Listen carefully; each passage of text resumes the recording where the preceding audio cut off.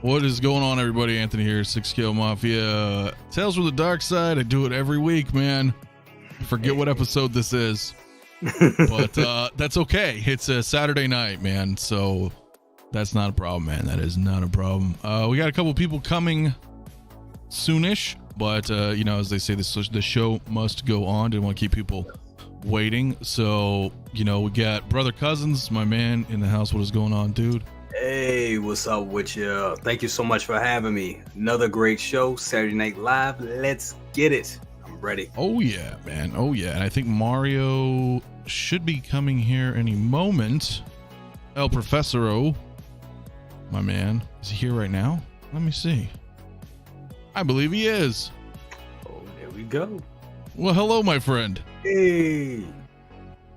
I think you're muted, but that's okay. Enjoy your dinner, my friend. Hello, everybody. What's going on, y'all? Thanks for having me. What is up, dude?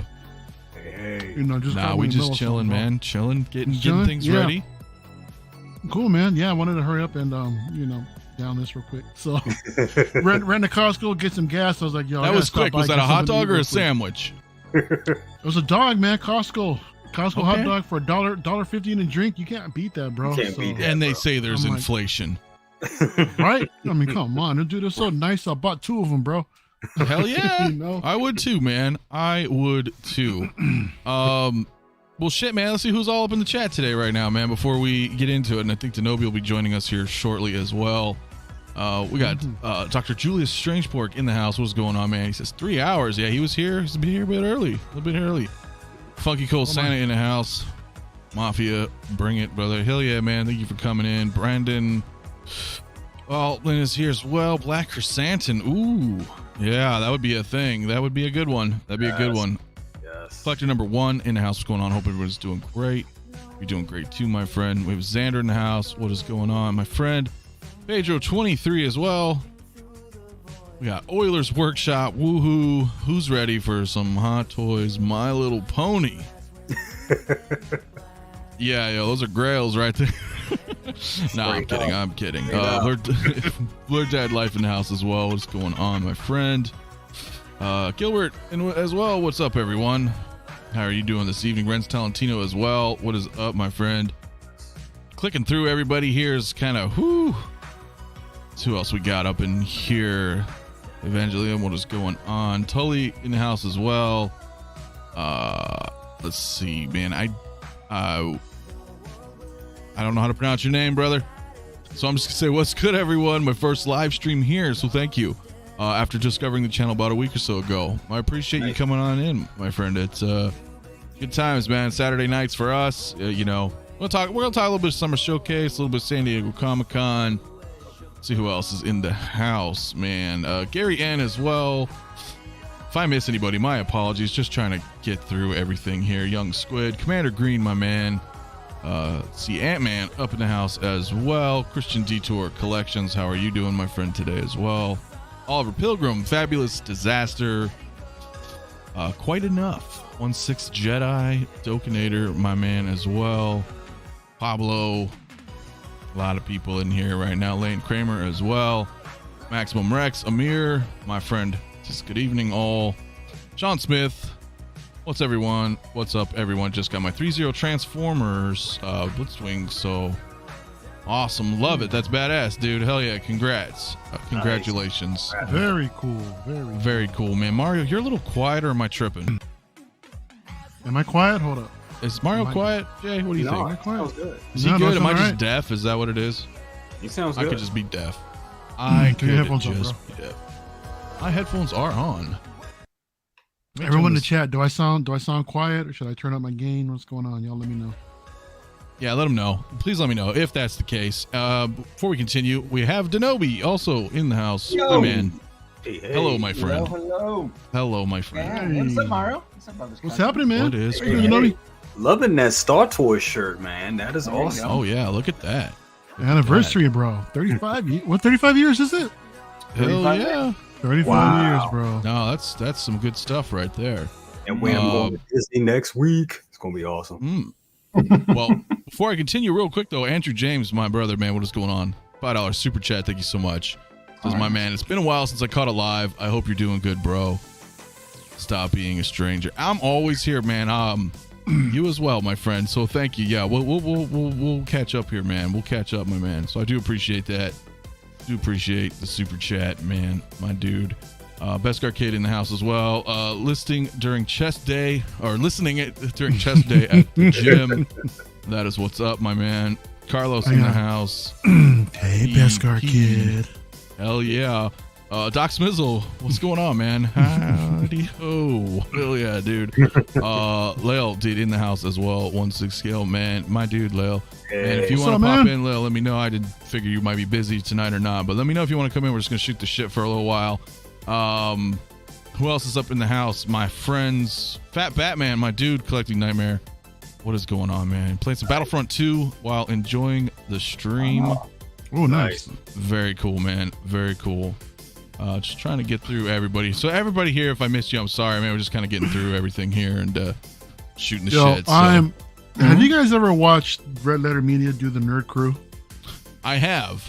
I'm starting to hear like very cool, very cool. Every time I hear that, I can't help but think back at that whole thing, bro.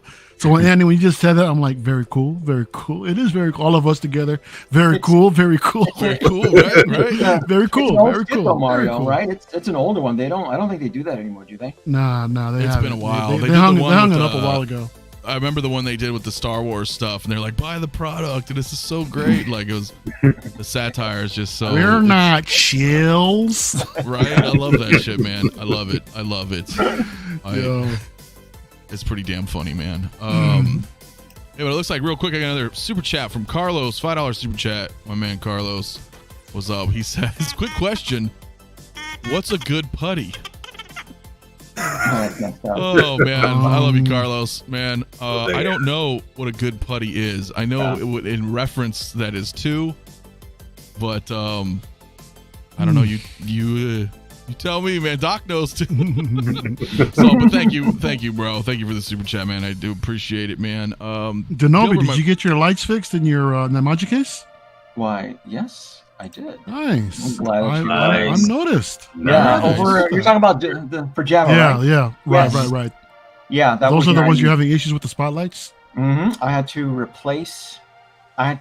throw away the old spotlights, like everything, the driver, lights, everything, and start, and then just start from scratch. And then they had similar little lights on Amazon for like $20, and that don't. The technology, here's the situation with the lights. LED light and the technology rapidly moves every year. So I'm getting the exact same effects for those same lights, but they don't require a driver anymore. Just to kind of give you an idea, because remember my Maja cases, they were 2018. That's when I first got that back wall. So it's been what, 5 years, right? Going on. I mean, it's a big difference. Yeah, how even the IKEA lights back in 2017-18, they were really expensive, and in those years, and it's the lights, yeah. So very much so. Looking good, man. It's looking good. It's looking good. I think everybody's is looking pretty good, actually. Look at everybody's display here, man. That's Jay standing out with them Ghostbusters with the DeLorean in the back. That's a lot of. This is a round of applause. Batman man. and Robin, dude. For everybody, all y'all working hard on their displays. Absolutely. It's quite the achievement. And to know you have even more Maja cases coming. I'm like, my last insane. set. Yeah, my last two more Max 140 pluses with like the Rancor ones over here. Two of those. Why the Max? So what else you got going in there? I'm moving the Spider-Verse. So the Spider-Verse right in the center right here.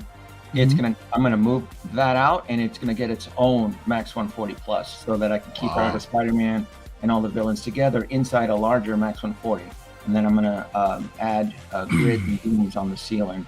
So to maximize the space, I'm gonna have a lot of like the villains that can fly. They will be suspended from the ceiling, and I can do that inside a Max 140 plus. Right. Speaking of Spider-Verse, are you picking up the mouse? I am, but I'm waiting for him to go bargain bin. Okay. So I don't have Miles yet in my collection. I did cancel several other figures. He still is mandatory into my collection, but I'm pretty confident he's going to be a spectacular discount. great. Oh, that works. Interesting. Oh, most likely. Yeah, I would think so. Yeah, very much. Man, there's like what, 3? Yeah, you remember the rule of thumb that I was talking about? Me and Anthony were talking. Multiple SKUs of a similar character, you're almost guaranteed that it's going to go discount. And there's what, 3 versions of Miles Morales? Yeah. Right? Or released. One's been released and 2 in pre-order. That's a lot. Are there 3 or 2? They have the video game 2020 suit, right? Is that what it's called? Yeah, I forgot about that one. That one's coming. Yep. Into the Spider-Verse, the classic suit, from the game. Possibly the other one I thought they teased. Yeah. Or did they tease that, or am I tripping? I only need 1 Miles Morales. I thought they teased another Miles, but I could be wrong. The DJ one, him right? in the Prowler suit. I'm getting the Toontown version of Miles, the one based off of the film, not the video game. That's right, the best. Into the Spider-Verse. Yeah. Yes. Mm-hmm. So that's the one I have. That's a supreme one, dude, to get. Yep. Yeah. Well, you'll go bargain eventually, just like all the other characters. That's what's happening with so much, guys. With so much. Okay, yeah. Evangelism says Miles 2020 and Prowler type. Yeah. So, couple more coming. Let me go ahead and bring this up briefly, if I can click here. It's made a little slide. And we've kind of talked about this a little bit, the past couple of days, so I don't really want to, beat it to death already. But wanted to just briefly cover like what we saw with the summer showcase for those who may or may not have seen any of this stuff. We don't have to talk into great detail. Some of the stuff we've already seen. There's a couple of new things that we've seen. Jay, are you excited for any of this stuff particularly? I'm very excited, especially this guy right here. This was the guy that I think he kind of stole the show out of the 4 that we saw earlier this week, because a lot of people didn't expect to see that. That Days of Future Past Wolverine 1973 version. And the fact that we're getting an actual leather coat with it, amazing, seamless arms, bone claws. Come on. That thing's amazing. That, to me, that stole the show. Another thing, the vehicles, I think that definitely stole the show right there as well. That the Naboo jet looks amazing. That Batwing right there looks good. I would have been nice if it was. I kind of do wish it was a 1/6 scale piece. You think though that big? I mean, I would be happy with it, but also I understand why they made it that size as well. Definitely, because that would fit better in a display, better than the big, 1/6 scale Jazz Inc. version. Because I thought about getting that version myself, and then I really thought about it and was like, where the hell would I put that? There's no way possible I can put that in my collection. So that version, that 1/12 scale version, definitely looks more appealing. But yeah, I think those are the best. Those were the biggest highlights to me. Okay, that makes sense. I liked Wolverine too, man. That kind of hit me a little bit. I was like, oh wow, this is, because we're used to the same routine, and I know we've had a few in the past, but yeah. I mean, what do you think, Mario? Man, there's some stuff here. I mean, the Star Wars, obviously, but is this? Do you think this was like a good showcase for this year?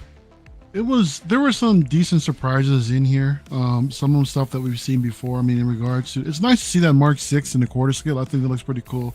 Yep. But I'm curious to know whether or not, did they ever mention if it's fully battle damage or if it's all swap out? I don't know, but it looks pretty good. Yeah, not too sure just yet. The N1, everyone's talking about the N1 right now. That's a nice piece.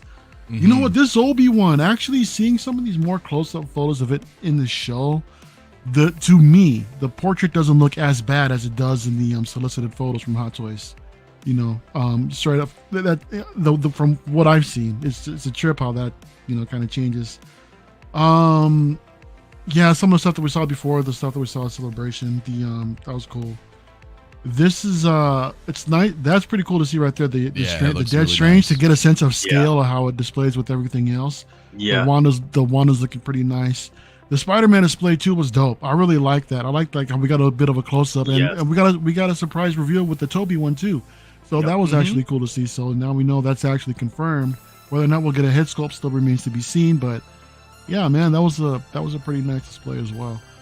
And I do feel that we could be, and I'm hoping we still get more stuff. We see something else towards, San Diego Comic-Con, because I'm like, come on, I want to know what's going on with. I know, dude. I can't. Yeah, Jay, I can't help that they freaking blew their load here. And we're not going to see anything new at SDCC. You think so, Genobi? Oh, you think we're going to see some new shit over there in San Diego? This is an appetizer. This is. I hope you're right, man. I hope that we just don't see 1 or 2 or 3 new things and that's it. And just see all this shit recycled over there. You know what it is, Mario? Is that we've been away from San Diego Comic-Con for too long in the toy world. 2 years. It's like an eternity for us collectors who love to play with toys. So it's been a while, but every year, let's remind the audience is that they love to flex. They love to show off. They like to show the world what they're capable of, and they're going to have to come in hard. We're looking at 137 pre-orders right now. I just did the search. 137 pre-orders. So they need to instill a strong vote of confidence, right? They look, don't even think about looking the other way. Don't even think about looking at, the other company. Stay with us, stay with Hot Toys, and experience bliss. And I'm going to tell you, there's a lot of bliss going on here. A lot of stuff that has all of us, right, grabbing our collars, how are we going to swing this? Right. Yeah. Mandalorian Huntress, my dear, says Hot Toys needs to bust out Boba Fett on his Rancor at San Diego Comic-Con. I agree. That. I would not agree. I would not take that roulette bet. I wouldn't put a chip on that one. No, they probably wouldn't, but it would be a showstopper, I think. I think that'd be really neat. It would be a flex. Because they haven't made one. I mean, we've got the Sideshow versions. Yeah, and the Sideshow version's pretty 1/6 scale. I just don't. I don't know. The problem with Hot Toys is that I feel the collector community would complain about the seams because it would have visible seams, and they would gripe about it like they do every time there's a Hulk or a Thanos or something of that larger size character. Oh, but the seams, they don't line up. We always complain about everything, bro.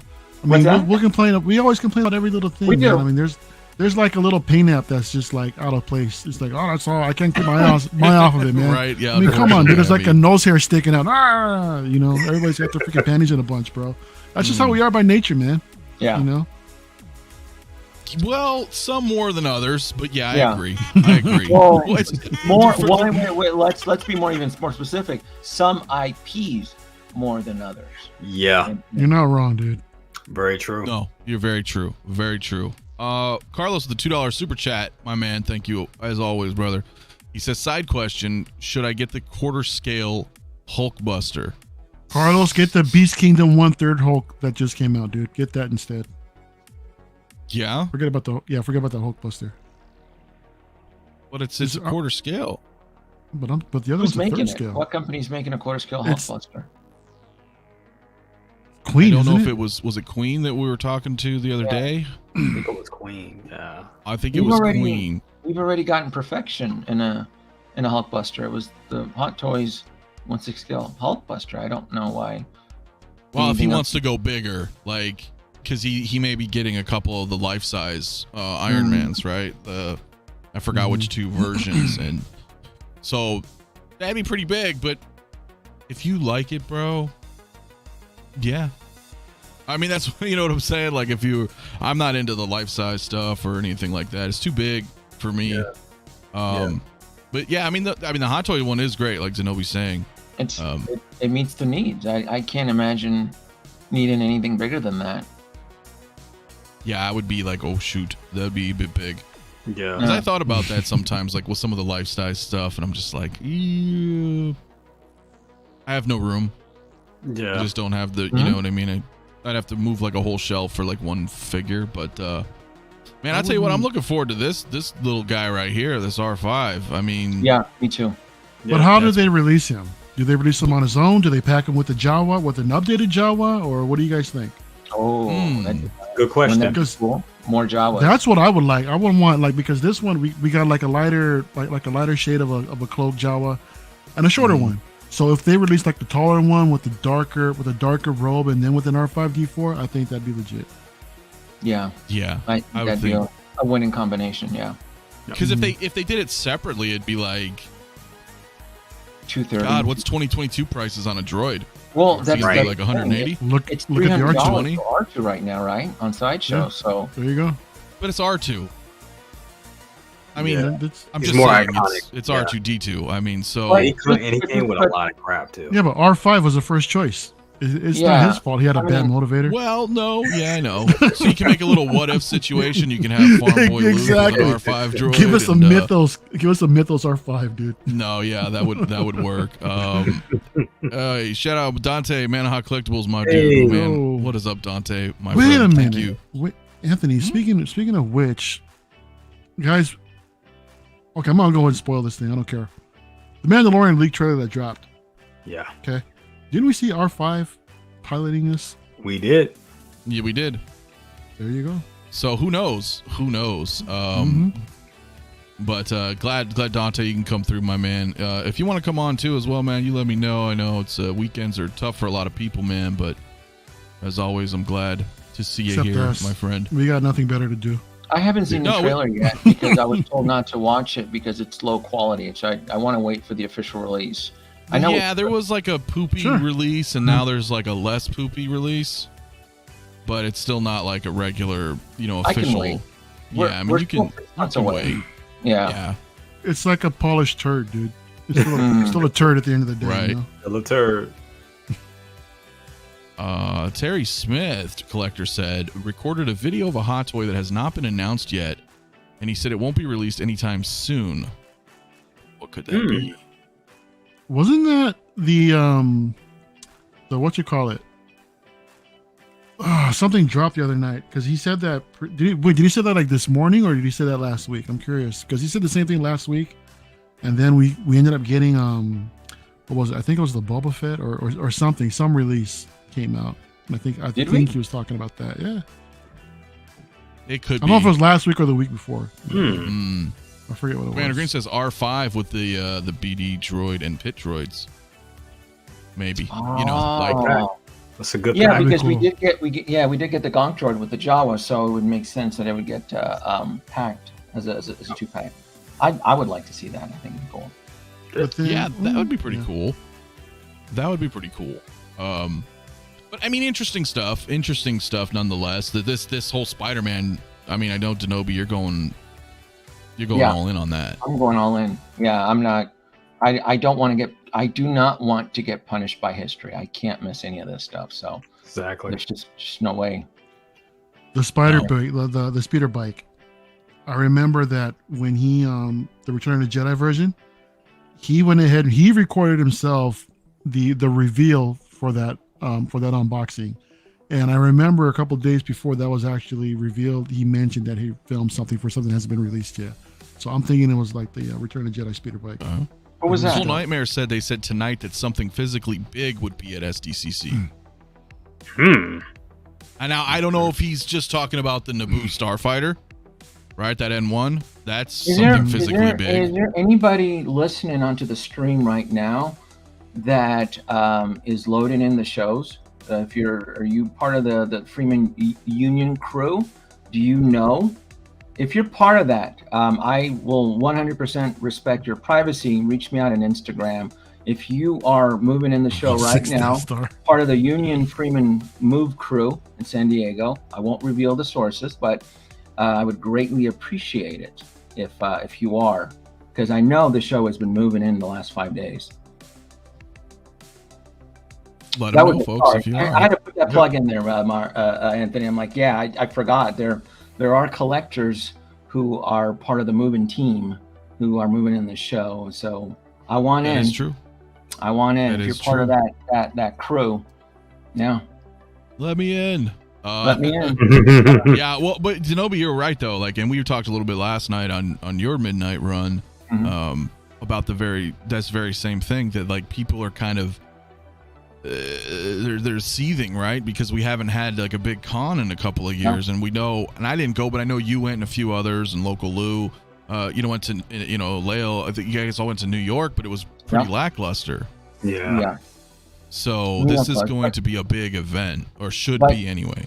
But Star Wars Celebration was exciting. I had a blast. That was a lot of fun. There was and it could be because my expectations were so low because of the previous conventions I attended at New York, and then even the San Diego special edition, which happened in November of last year. I had to attend that. It wasn't very fun, but Celebration really showed me like, oh, these companies are gearing up. There's going to be some major drops. So something that we talked about, Anthony, too, was the ATRT, right? The chicken walker, the Clone Walker's chicken walker. Yeah, the walker, yeah. It wasn't seen here, and it's probably because it could have probably been sent to this show, to San Diego. It could be the only prototype they have. So there's a good chance we'll probably be seeing that again at San Diego with other reveals. So it's exciting. It's exciting and scary times for the wallet. Gotta confess on that. Oh yeah, absolutely. I know we've shared thoughts on this, but for this Vader, you guys think they're gonna have two versions? Mario, you think so, right? Definitely hope so. Hope, or you think they will? Knowing Hot Toys, they'll probably just end up doing swap outs for the battle damage helmet, since that was like the one thing that stood out in particular. And they're just saying, here, we're gonna give you this, deal with it. That's just the way that I think. I hope they don't do that, but I wouldn't be surprised if they did. What do you think, Jay? I kind of agree with Mario on that.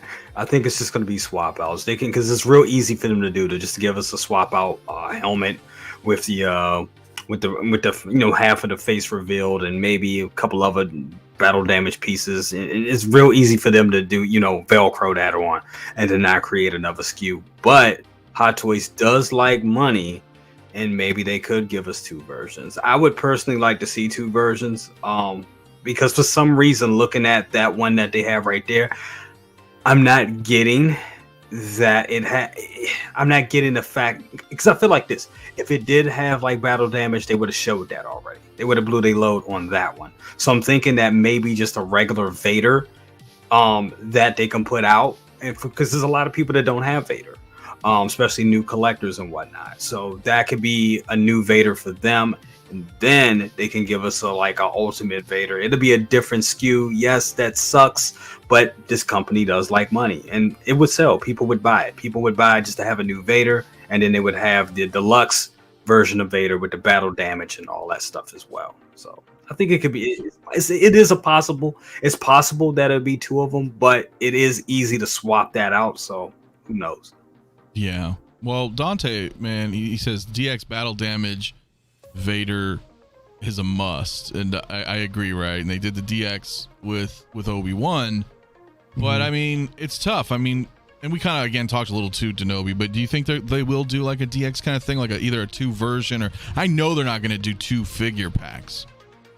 The days of DX07's gone. They'll take advantage of the gullibility of the Star Wars community, and if you want to use history, right? We had a regular light side Anakin and we had a dark side Anakin. So we're going to get a regular too.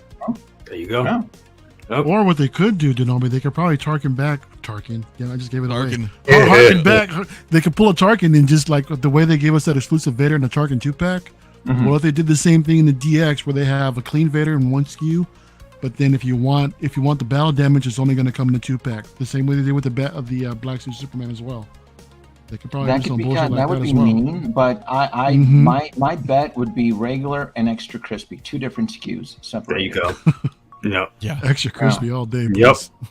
That's what I was thinking. That's what I was thinking as well. Yeah. I just saw Alvin J. We briefly talked about it right before you came in. He said, did you guys talk about what Sideshow said today? Is there's going to be something big for Hot Toys? I didn't hear that second part though. That will go up for pre-order. Well, a chicken walker's not big. in that respect. I hope that's but not the a N1 marketing play on words. That son of a bitch is big, though, Anthony. Come on.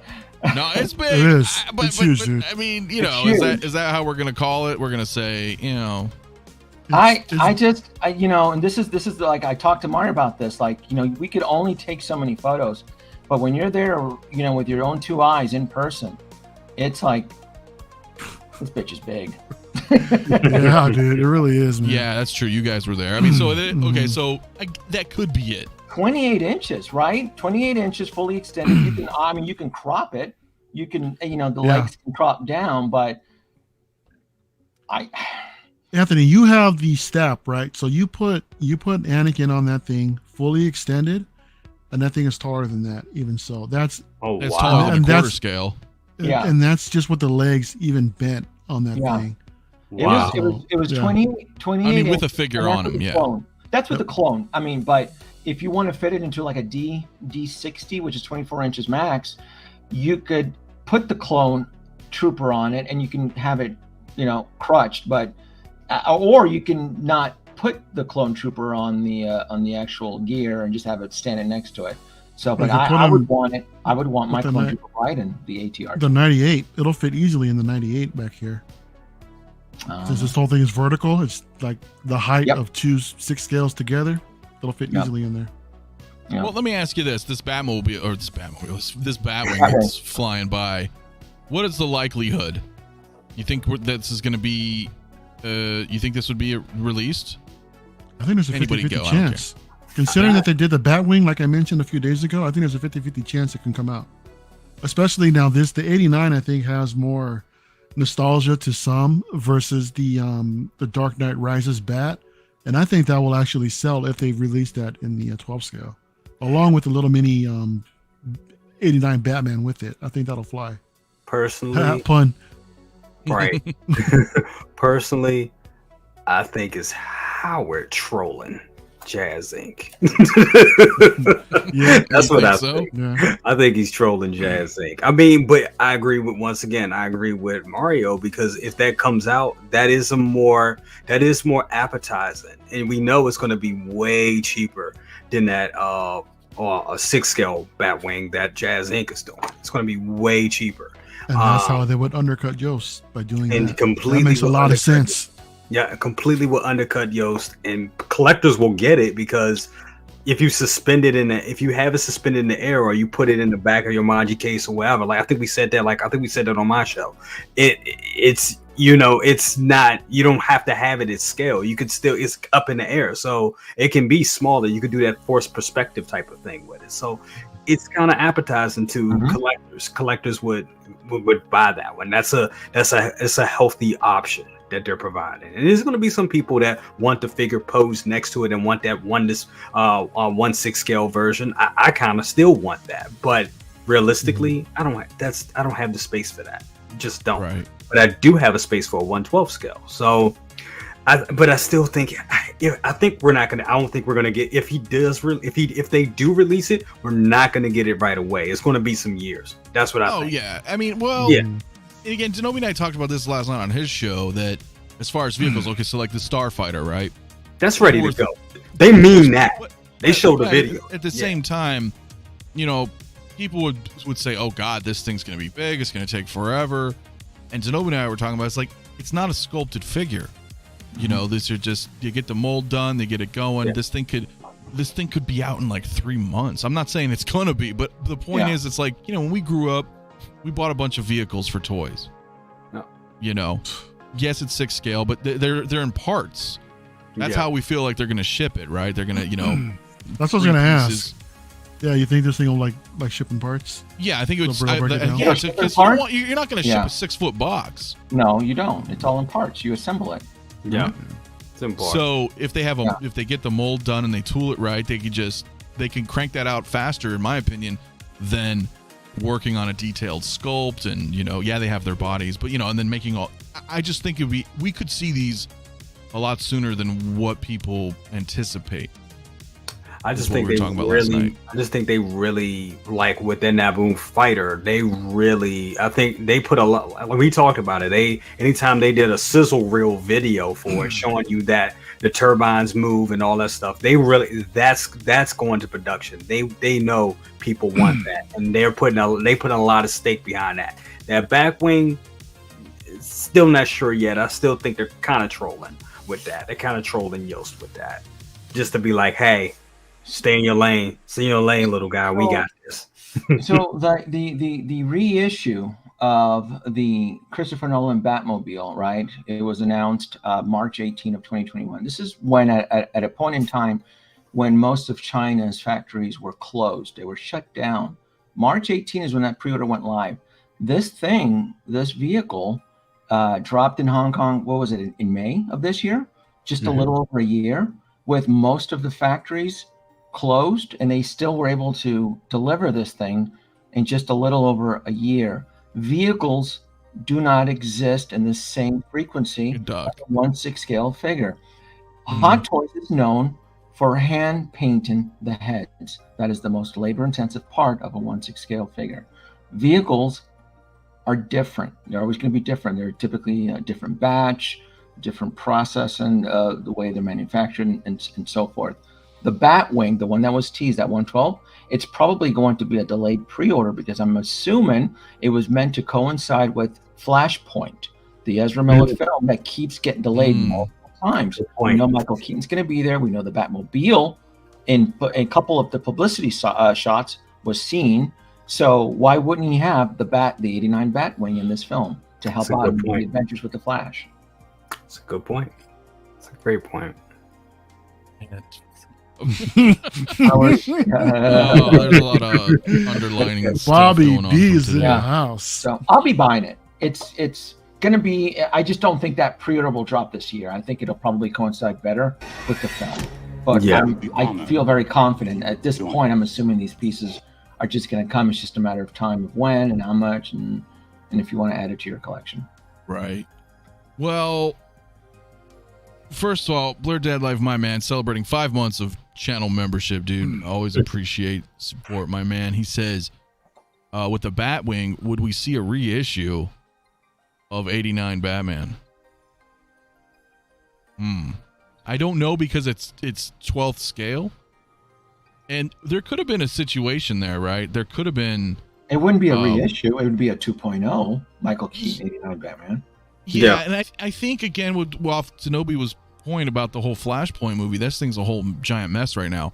I think they had intentions of maybe giving us a Keaton Batman with that film, and they still might. They're still going through with they're not going to just abandon the film. They spent. It's in the can. We know it's in the can. They just need a release date. They need to release, and that figure needs to be updated. That desperately need. Yeah, they definitely need. Michael Keaton Batman is disintegrating. It's falling apart. The pleather, I've seen it's aging poorly. Yes. Especially if you're a collector in the East Coast that still has one. Thoughts and prayers. That thing is disintegrating. So if we get one, it's going to be a 2.0. I wouldn't even call it a reissue. It's a 2.0. That's what they've been doing. Kind of like how we got Captain America. If we get one, if we actually get a Keaton Batman that's actually labeled from the Flashpoint, isn't that a different design suit? It may be. Slightly different. It's a lot different. Didn't you see it? It looks nothing like the 89. Well, I wouldn't say it doesn't look nothing like it. They tried to keep the tone of the 89 suit. The belt is completely different. The 89 suit sucked. The suit is about it all the time. He had to get you couldn't breathe. He couldn't turn his head. Got redesigned and for part 2, and he still had issues with it. So it doesn't bother me. I mean, as long as it's as long as it pays homage to the 89 suit, it's fine. Well, I think that's what they were trying to do by the suit that we saw. That's what I mean. They're trying. It's obviously not identical. Yeah. I think for those of us who grew up with 89, we would want an identical suit. So I don't know. It wouldn't make any sense either to be fighting. I mean, it's just Bruce Wayne is smart. The suits have always the whole thing with Bruce Wayne is it's always been like Tony Stark. He's always improving and customizing the suit. Again, as long as it pays an homage to the original suit, I'm fine with it. It doesn't have to be perfect. I don't want a reissue of the 89 Batman that came out back in 2012, Mario? Was it 2009? Those things are falling apart, man. 20. I think it was sooner than that, wasn't it? Yeah, that cape is pleather. It peels. 2012, I think. Yeah, it's not. Oh, it's a Grail. It's been a decade. It's been a decade. I mean, mine, good knock on wood, mine's is holding up very well. But I did put it into the Batmobile a couple of times. And after I did that, I saw right in the crotch area, I was seeing like little bits of the rubber starting to peel. And I was like, oh no, I'm not doing that shit again. Because you're right, it's falling apart. Yeah, they're all falling apart. I've seen it. Before I left Facebook in 2018, I saw the pleather capes were already peeling at that point in time. So I wouldn't want that shit. I don't want it. It's a Grail to know. I don't care. I don't want that. It's falling apart. Get that out of here. Live unboxing on my channel so I can open mine up just to check the condition. Hot Toys Nightmare says Hot Toys is an incredible and successful company. Howard does not have competition. Howard is not worried about Queen Studio, InArt, Sideshow's 1/6, or Jazz Inc. Hot Toys holds first place in 1/6. You guys agree with that assessment? No. Yeah. As of right now, yes.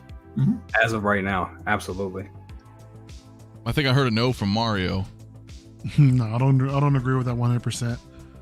I think I think he's definitely, I don't want to say concerned is the right word for it, but I think it's like in the back of his mind that there's suddenly competition and they probably need to step their game up a little bit, but I don't know, man. I mean, whoever's on top seed is always, it's always inevitable for the top seed to be taken down. Oh, for sure. It's only a matter of time. Yeah, you have to be conscious of the competition, and I think that shows with us, getting things that we've been talking about for years. We've been talking about innovation. That's on these panels, we've been talking about it for so long, and we're seeing like battery. We seeing USB stuff now. Not just what's going on in the world, what's going on in Australia, but just in general, we need that. We see a Logan that they could have put, the regular ass ball joints on there, but they gave us those seamless arms because they know other companies are doing seamless arms. And they was like, well, for them, it's not hard for them to make those adjustments to the product because they've been doing it for so long. It's like, oh, that's what they want. Let's just do it. And it's almost kind of like an afterthought. Like, yeah, of course we can do that. That's what they're doing. Well, it's like Bob Dylan just saying right here. Exactly what Bob Dylan just said. Which is true, and that goes off to both of your guys' points. There is that they have to worry, not like worry, but you know what I'm saying. Like they have to look into. Be aware. They have to be aware that and that's why they're doing stuff like that, which I think is cool. Again, innovation is good for all of us. Like competition brings innovation, which okay. So let's say InArt did not exist, right? And the only major, and you can't even call them that, but like the other competitor would be Sideshow, but they have deals, right? Like, oh, we're going to make a Sideshow Luke and, whatever. So it's not really like direct competition in that respect. And so if InArt wasn't around and we didn't have J&D on the horizon, because let's not forget they're going into 6 scale too. Then would this Wolverine be a leather jacket? Would he have out those swappable arms? See, I don't think they would, right? Because there comes a time when you're the king for so long, there's a certain level of hubris that may come along with it, and you feel like, well, we're in no position to be knocked down.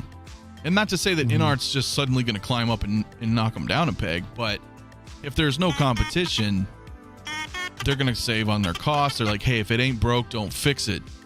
You know what I'm saying? So that's why I think having other competitors come in to the fray is good for all of us. On the flip side of the coin, prices are going up, right? Oh, you want to pay $1,000 for a 2-pack Joker? Well, you'll gladly pay $385 for a Thor then, right? So that's kind of through their eyes, I would think is. That's a little tough. That's a little tough for us, right? Because we don't know when enough is going to be too much. By 2024, are the standard figures going to be $400? A lot of people. You think people are tapping out now? Yeah, a lot of people weren't happy with that Doctor Strange. Once it shipped, we're looking at about $380. You might as well say $400, and that's just for a basic Hot Toys figures. That's not even Iron Man. You're not even getting the engineering. With Iron Man, you can kind of understand that because the engineering is so great. But for basic figure, yeah. Right. Thank you. Real quick, just thank you for stopping by, Dante. As always, man, it says great show, guys. Please don't forget to like and subscribe to Mr. Mafia. And hey, everybody here, link in the description. And good night, guys. So you have a great night, Dante, man. And we'll see you soon, brother. Yeah, exactly. Right at 4, because that could happen. That could happen, bro. You know what I'm saying? We hit that $400 price point. I've had people message me and say that, if it hits 400, I'm out. I don't know. What about you, Denobi? I mean, if 400's the norm, are you? What do you do? Well, I've already come to accept that $300 is the new norm for a 1/6 scale figure right now, right? So the question is, how much do you want it? How much can you wait? Because last year everybody was stomping their feet for Bespin Luke. Remember that? Mm-hmm. We got Bespin Luke. Bespin Luke is $350 pre-order on Sideshow. That's a $400 figure. How much do you love Bespin Luke now? Not only that though, it's multiple SKUs of the same character. And if you're a collector on a limited budget, you may only be able to afford one of that specific character. We have 4 SKUs of Luke Skywalker. Everybody stomped their damn feet last year, which was driving me bonkers. I'm like, you guys need to stop that crap because there's too many damn Lukes. Oh, they all want it, Denobi. They all want it. Bullshit. The minute those invoices go out, they all disappear. It's like bringing the check to the table. And that's exactly what's happening right now. It's like Seinfeld, man. That episode where he's like, why did we order all this food? Yeah, the check comes, everybody's full, and nobody wants to pay. I've been crowing it since early a year, and now everybody is looking the other way when all these Boba Fett invoices are coming in. There's a ton of Boba Fett. How much do you love Boba Fett, right? Mm-hmm. What, 5 different SKUs? If you add the quarter scale one, I mean that's a lot, right? Yeah. 137 pre-orders right now on Sideshow. It's a lot. It's a lot. So it is a lot. You'll vote with your wallet. You'll absolutely vote with your wallet. To be fair, good. there are people who are dedicated fans of X character, right? Mm-hmm. I am too, but I don't need to spend $800 to get Boba Fett 3 months early. I don't. Right now, no, I wouldn't. Or when they drop in Hong Kong, I don't need to run off to a Hong Kong retailer and pay double the price and then feel sour when it's Sideshow's offering coupons. We're seeing summer showcase discount coupons. I was making fun the other day of Fat Thor, right? Because $300 for a figure like that is just no. But you give away a $75 coupon and some free shipping, collectors will look at that same figure with a different pair of eyes. And I'm going to tell you something. I'm digging Fat Thor. I got Fat Thor in my collection now. $200. But you feel because you got them cheap, right? Like you're saying, if exactly. you almost appreciate something when you get a deal. It's the value. It's how you perceive the value of it. It's how you perceive the value. Not everybody agrees that it's worth $300, but when it drops to $200, okay, now it's time to get it. Yeah, nobody wants to brag about a figure that they spent $500 to get early, and then you wait 90 days later and Sideshow is giving away mystery coupons, and you're like, what the fuck? What? It sucks. And what happens is, especially if you're a year one collector, if you're not a veteran of how the market goes up and down, a lot of them get spooked and they tap out. Hence why we now have all these collectors that showed up 2 years ago and all these invoices coming in. They're phasing out. They're getting pruned. This is what it is. So fortunately, these higher prices are probably gonna cycle the next gen collectors. They're probably gonna have to, just back away. You gotta let the big kids play now, because it's gonna have to get balanced out. We're gonna need small batches. We're gonna need quicker delivery batches, and that's how we're gonna get the market back. Wow. just real quick, not to butt in, but Christian Detour Collection says, did you guys see regular 501st is 178 at T-Dubs right now? Yeah. And I have one for sale, and I was wondering why it's not selling. There you go. The market is saturated. Everybody's trying to. I'll be right back, y'all. Yeah, take your time. You know, you're right. It's saturated, but see, this is the point that I think you were trying to make, is that now look, this was a sold out figure, but even prior to then, okay, it wasn't, but it's sold out. So 178, and let's say you bought it 350 or something, and then you see this as someone who's a new collector. I'm not saying like veteran collectors, because I get it. Some of us will buy Hong Kong day one. Yeah. Right. Not like the 800 mark, but you know what I mean? Well, some people pay premium because they want it and they can afford it, and that's totally cool, because at the end of the day, you are the one buying your collection, not me. You're not buying mine, vice versa. So I get that. But as someone who's coming in, as to Denobi's point, they go, oh, I finally got this figure, you know, or I'm paying it off. And then all of a sudden, you know, and we touched on this last night on Denobi's, is that you're paying off a figure, and then all of a sudden you see that figure heavily discounted overseas. And then you're like, I don't, you know, that's just, that discourages people. It really discourages. Yeah. It breaks your confidence in the product. It's what happens. And then the behavioral patterns moving forward will then change. And that's why there's been this huge pause as day one pre-orders, because nobody wants to feel gypped, right? It's a competitive market right now. This is the whole situation right now with manufacturers, collectors who are purchasing outside of Hot Toys. If you're buying Marvel, if you're buying Hasbro, Mattel, SH Fig Arts, or even Jazz Inc., right? It's about curating your collection. Nobody ever wants to feel like they're getting gypped. So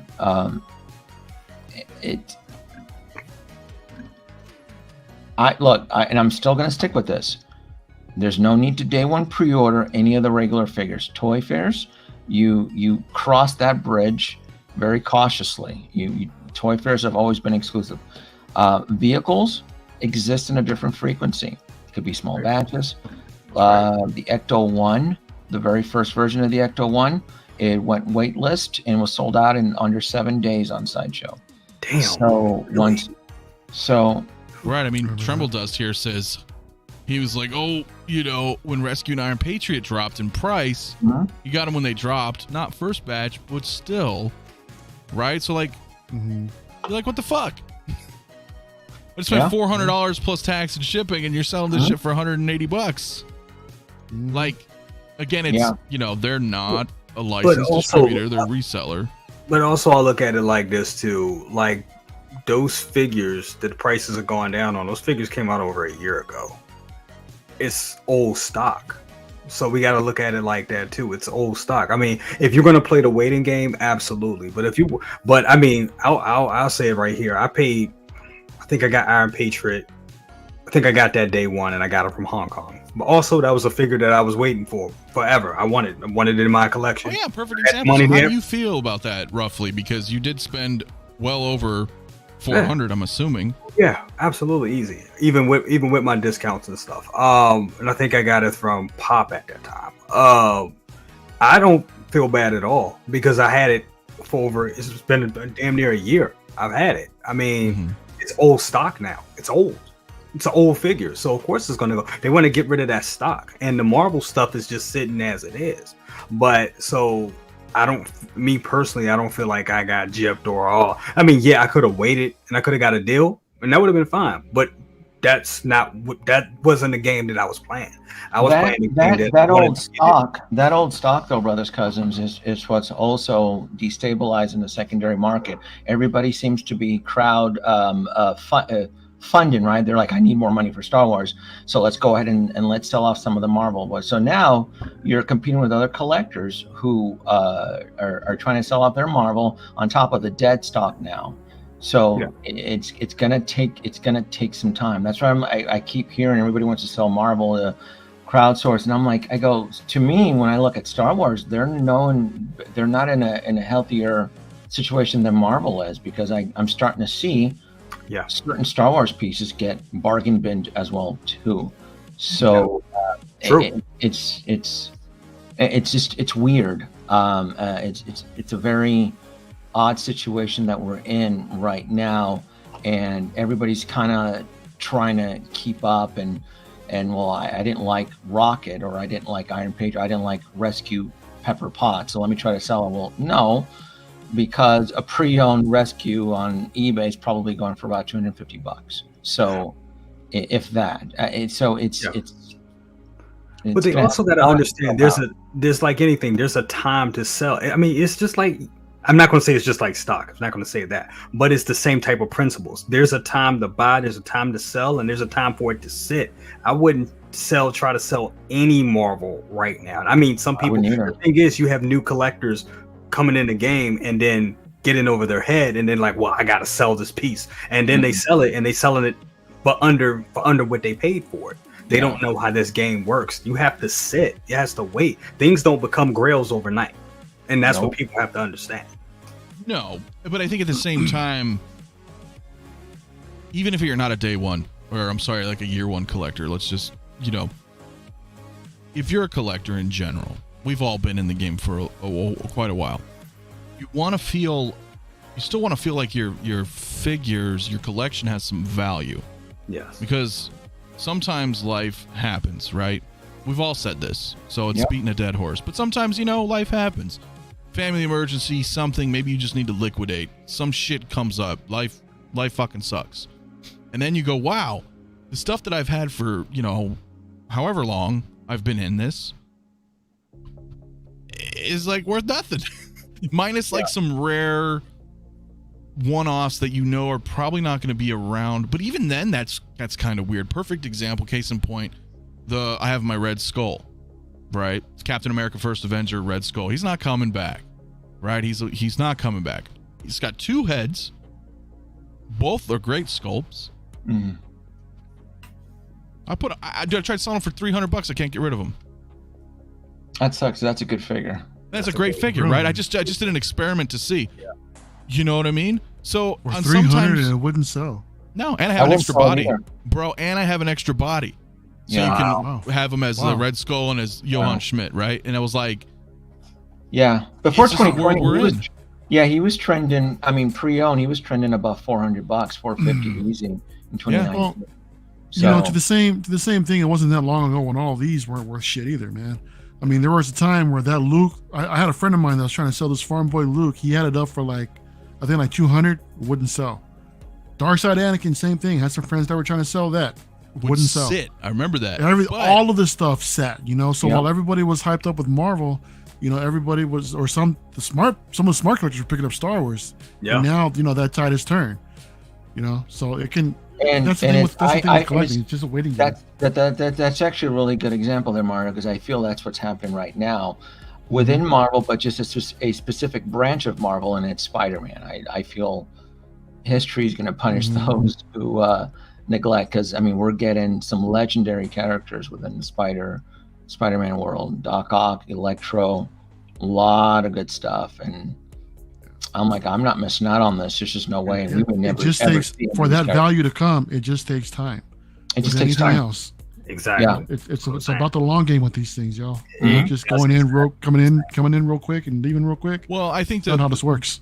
That's the other half of the spectrum, right? With people who are coming in new, and I want people to know that, because there's influencers out there, right? We're channels, we talk, we're passionate. I'm not saying not everybody is, but there's influencers out in the world. That's exactly what it is. And when you have new collectors coming in, pandemic hits, people are bored, they're at home, they're getting a bunch of money, they find something that they're interested in. They might not have actually been collectors.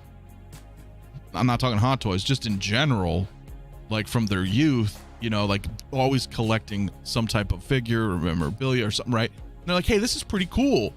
And wow, these look great. And, they get into this hobby, and you can't help but think, whoa, yeah, okay, that looks great. I got to get it. Oh, hell yeah, this is gonna increase in value too. I feel like, okay, this is neat, and they don't know any better, and that's okay. That's not a bad thing, but that's the point. And then to Mario's point, like if you have stuff, let's say you started buying stuff in 2020, right? All the figures that are 2020 and now they're not worth anything. So you're like, oh shit, that doesn't mean they won't be worth anything later down the line. Granted, but maybe it won't be anytime soon. There's way too many Toontown Ahsokas. Just last year, everybody Grail, Captain Rex. I go, there's just too many. All those pre-orders from what's that? Until somebody, I'd hate to say this, but until someone actually passes away, then whatever character that you have that passed usually skyrockets. Sometimes it's just temporary when that happens, and then the market adjusts. It goes back down to what it was. Or just stuff like pre-order, or the pre-order flux. I mean, examples like Hela, right? There's some characters where they're just made in smaller batches. We're not like that whole situation with the Mandalorian and Grogu, the Beskar armor, the regular one. They made way too many. Those things are saturated. You can buy 6 of them right now on Sideshow. That's a ton. Yes. And then what does Hot Toys do? They come out with a chrome version, and if you remember when that Beskar armor, this was during the early days. Was it 2019 when the Beskar armor and Grogu set, or was it early 2020? I think it was early 2020. Yeah. It came out in 2020, bro. What's that? It was announced in 2020. It was announced in 2020. Yeah, because the Durasteel came out, and then they shortly thereafter announced the Beskar Deluxe with Child, and everybody was like, "Oh shit, okay." And then that Beskar came out early. It came out towards the end of 2020. It came out December because it came out right early. You know what I'm saying? Like, because everybody got pissed because then they showed off the Chrome version, right? Yep. And you're like, "Oh shit, they just double dipped on us." And but to their credit, and again, I'm gonna harken back to last night on Denobi's stream.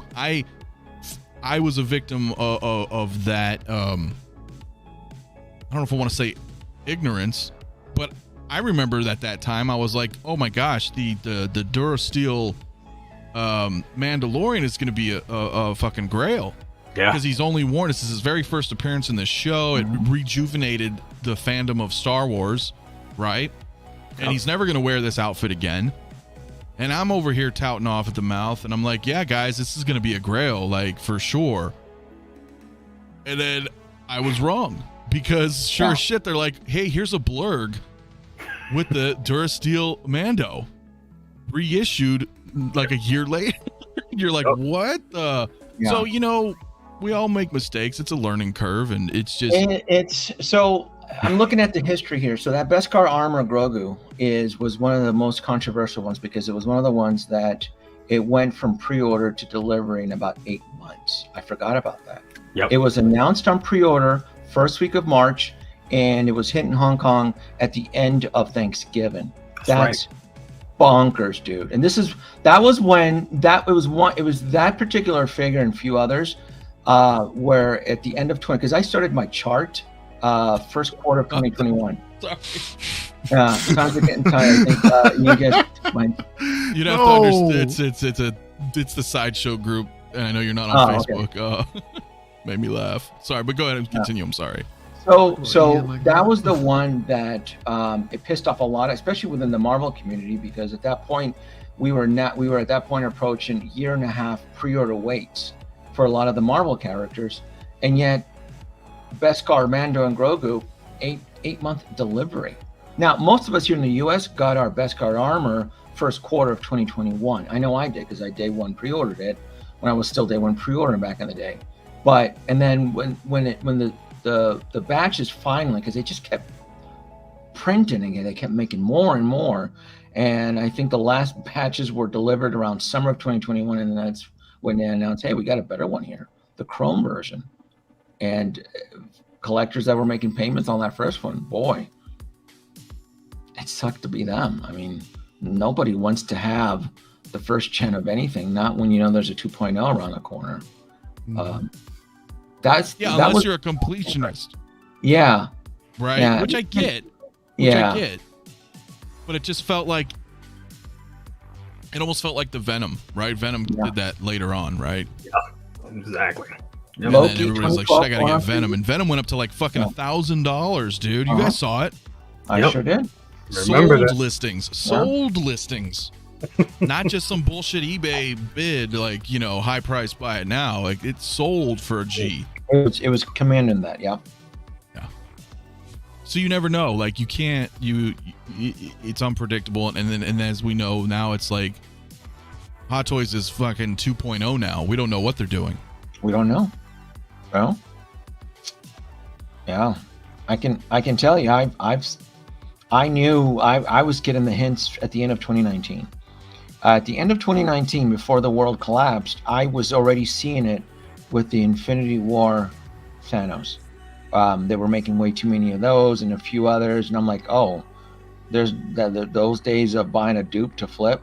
So I had already seen the warnings, and then when I built the chart in early 2021, I go, this is not going to end very well.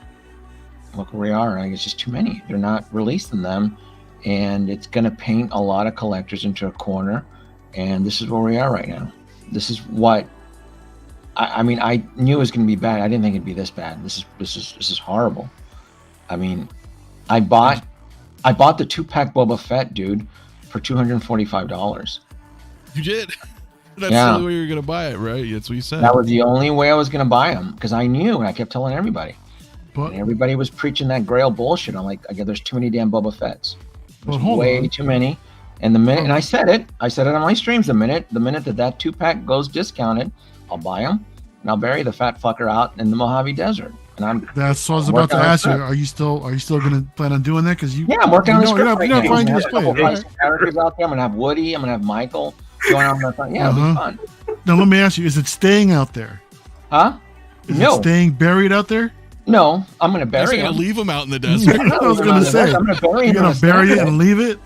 No, I do that here in the Mafia, right? Yeah, I'll bury him. You'll see me pour sand all over him as he's crying in horror, you know, with that chipmunk voice. You know, he's gonna be saying things like, "They love me." No, they don't, Bubba. Get your ass back in the sand. Don't be, you know. Yeah, it's pretty. But you guys are right though. I mean, and that's the thing. Like we try to talk about it only because, you know, it is a thing. Like, because we all love collecting. Just as everybody in the chat, 160 people in here, guys. Go ahead and hit that like button. Subscribe if you haven't. Everybody here on the panel as well. Their link is in the description of this evening's video. If you guys haven't already, dude, appreciate it very, very much. And speaking of, Alvin J, my man, thank you so much for becoming a channel member. Appreciate the support, my dude. As always, everybody, we do our Zoom meetups monthly for channel members. It's fun. It's good times. We shoot the shit, man. So you guys want to help support the channel? It's awesome, man. That's what we like to do. So, but it is. We just try to be honest about it. You know what I'm saying? Like, because everything is cool, right? If you love something that much, you're like, hell yeah, right? But when you start looking, because we see it all the time, people will buy a new figure, they get into this hype, and then they're like, oh shit, and then next week it's up for sale. Yep. And you don't want to do that to yourself, because now you're eating the costs on your tax and shipping that you've paid for, and then you're going to eat it selling it below retail, and whoever you sell it to, you're going to have to pay for that shipping for them. And if it's a goods and service, then you're going to have to eat a PayPal fee on top. You know what I'm saying? So at that point, you're like, and that's one figure. What if you bought like 3, 4, 5, 10? So I think moving forward, July 2022 today, I would encourage everybody to really consider before purchasing, is this what I really want? Yes. And if it's not, I have to be prepared that if I ever want to get rid of this in the near future, I'm going to take a hit. You know what I'm saying? Mario's point's right. 5 years from now, maybe not. Maybe not, but I think the biggest thing is to not buy into the hype. That's the thing. I worry about a lot of people buying into the hype of like the Clone Wars. Like if Clone Wars is your thing, great, I get it. But I don't think people should buy bark troopers or bark bikes and all this other stuff, because then it's like, where are you going to put this? And then if it's something that's not close to your heart, like you said, you're going to eat that cost. You're going to eat, even if you get rid of it, you can sell it, but you're not going to get back what you put into it, what you spent on it. And then eBay fees, all that whatnot, or like you said, even if you're just selling it, or on a group somewhere, you still got those PayPal fees. So you just got to really learn to not buy into the hype and get stuff that's close to your heart. I think that's the best thing. I stress that for anything. If it's close to your heart, that's just what it is. It's you want it. Even if you may have to sell it down the line, it's still you. It was something that you wanted. But the people that get into it, and hey, I've done it myself. I've bought stuff and I bought into the hype. Quarter scale Mando, bought it, and then I had to sell it, a month, I think it was like 6 weeks later, and I took a hit on it. So, and it bad on me. I was like, I shouldn't have did it in the first place, because I'm like, I don't do quarter scales. But now I have to, really set back and look at it and be like, hey, quarter scale is not my thing. Most of my collection is 1/6 scale and vehicles. So that's where I stay. That's my comfort space. And that's what you have to do. It goes back to even what Denobi says about creating your collection. That's what it comes down to. What do you want your collection to look like? What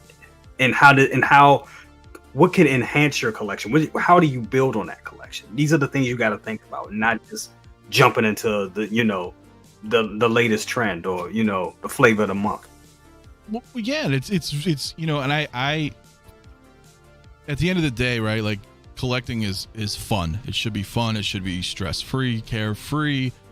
We got people sometimes getting ahead of themselves. Hey, Anthony, I got like $5,000, $6,000, $7,000, $8,000 in pre-orders. What do I do? I can't tell you, bro. Like, I hope for the best. But sometimes, because you get out of control sometimes, and it's like we want to be able to have fun and collect and not have to worry about. And that's why it's important, because sometimes it's a lot of people have like they're blinded by the flair of it all. You're like, oh wow, I gotta have it, and I'm one of them. Like, as you guys know, like, I look at my collection. I look at my Star Wars collection, and I realize, what matters to me most in my collection is my original trilogy. Like, my eyes just draw to that. You know what I'm saying? So then I had to ask myself, I'm like, dude, why am I getting every single thing from, all of Clone Wars, all of the prequels? Like, I don't connect to them as much as I do the original trilogy. So I feel like that's where people may need to. And again, dude, if I was well off, no problem, I buy everything. But that's not the majority of the collectors. So, you have to really think about that. Like you're saying, is like, okay, do I really, really, really like this? You know what I'm saying? Because you're going to be stuck with it for, you know what I mean? You got to be stuck with it, and that's okay. But, I want us all to have a fun, enjoyable collecting experience, right? Because it's disheartening, as Denobi pointed out. A lot of collectors are falling off, tapping out, right? I don't want to see people go, man, because it's a fun hobby, right? And I know it's therapeutic for a lot of people as well. And then when you find people that they find something they enjoy, and then they end up leaving because they were misdirected or things like that. That's not fun. Right. That's kind of what I was trying to say about that. But it's it is what it is, guys. I mean, we got to do what we got to do to survive too. So but Bob Dylan, my man, thank you so much, dude. $5 super chat. Q4 panel question for panel. What are the top 3 figures you took a loss on in any scale? Part 2, top 3 you made the most on. Well, I have to think on that one, man. Well, I'll tell you, I took a loss on all my Spider-Mans. I took a loss on, I want to say, when I sold off a couple of the Civil War, what was it, the Ant-Man? And I think it was the Age of Ultron Hawkeye and a Black Widow. I think I sold those for about 150 shipped or something like that. When those were going for about, I think, 230 or something like that at the time. I remember what I probably made the most off of too was the Nightmare Batman. I got that off a Sideshow, put in some points. I ended up getting it for like 150 ship, and I sold that motherfucker for like 500. You know, so I capitalized on that thing too easily. I mean, I kind of regretted it because that was a badass figure, but at the time I felt like I was like I didn't need it in the collection. But even though it was so unique, I was like, you know what, I can use that money towards something else right now. But that was one for sure. I think I got the most for Director Krennic. I got it locally from my comic book store.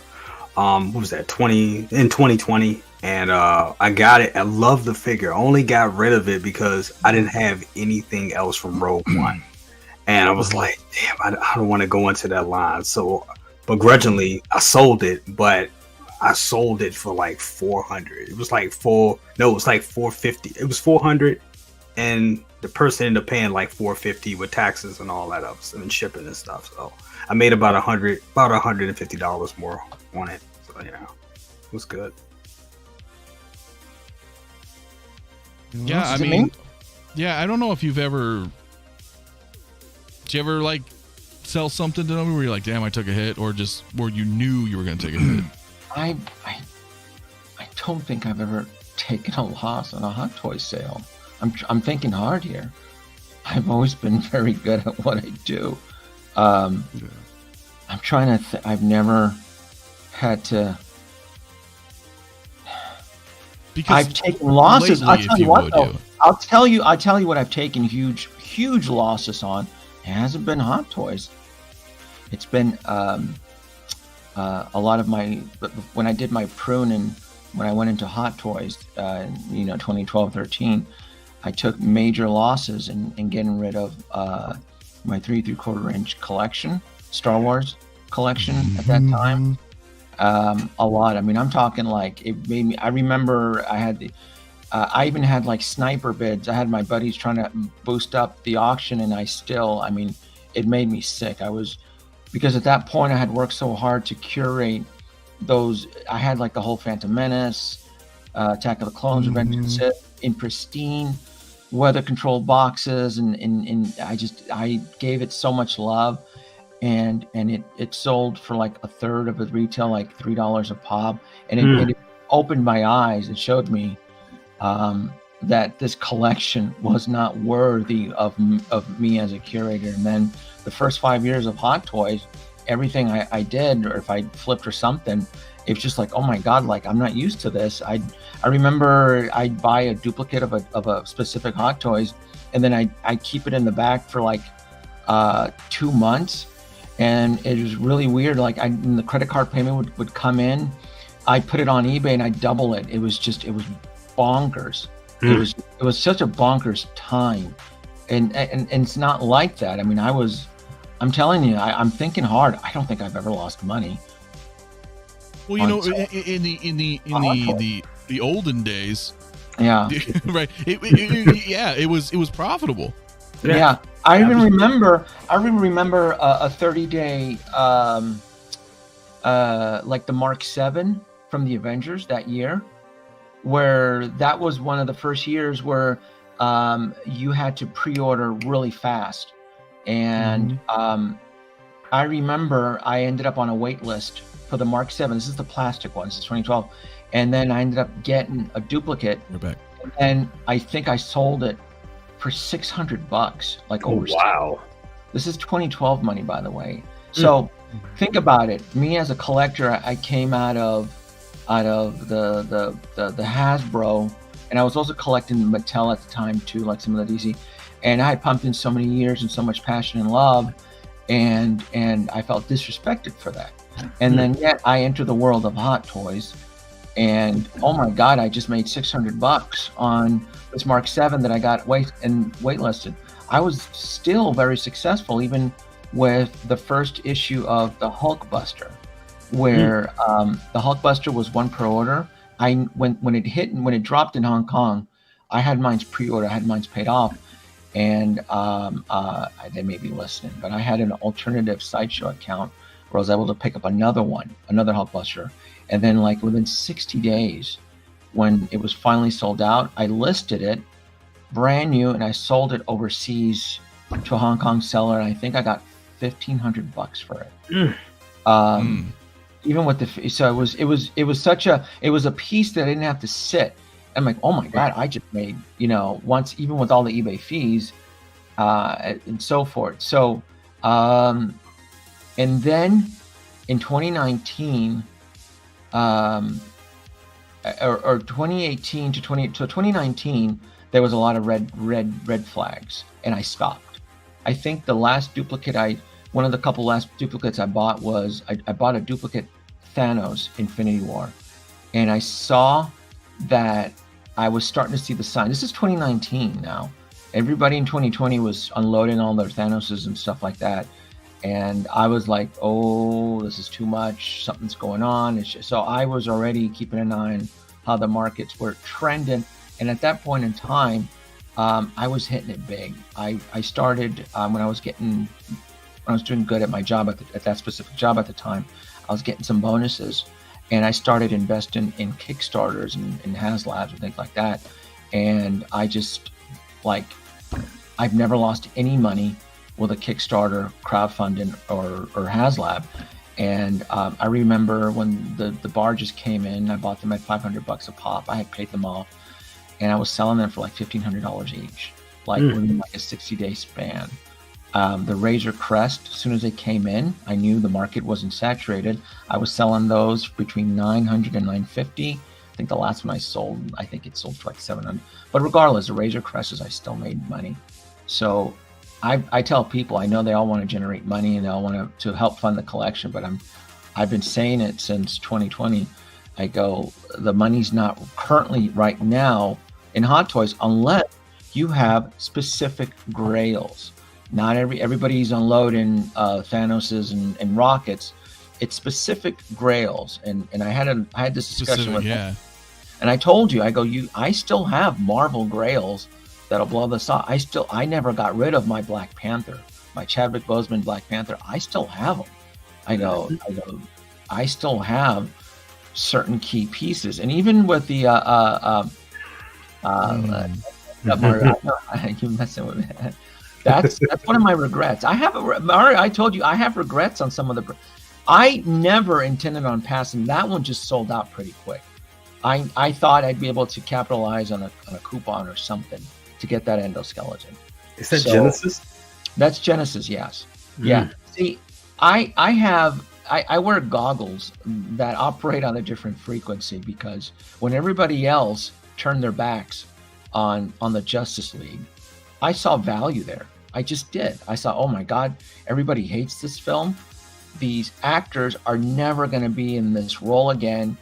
I go, I got to get all these characters. I go, it doesn't matter if they're being sold discounted or so forth. And I've been really lucky with certain waves where other collectors or like the norm gets ignored. And I've just been really good at that. Like the Ecto-1. I got my OG short trooper. Yeah. Sorry. You have that? There you go. Yeah. Oh yeah. Yeah. I've never I stopped what's the word? I stopped cycling out some of my Hot Toys, unless my rule of thumb is unless there's a 2.0.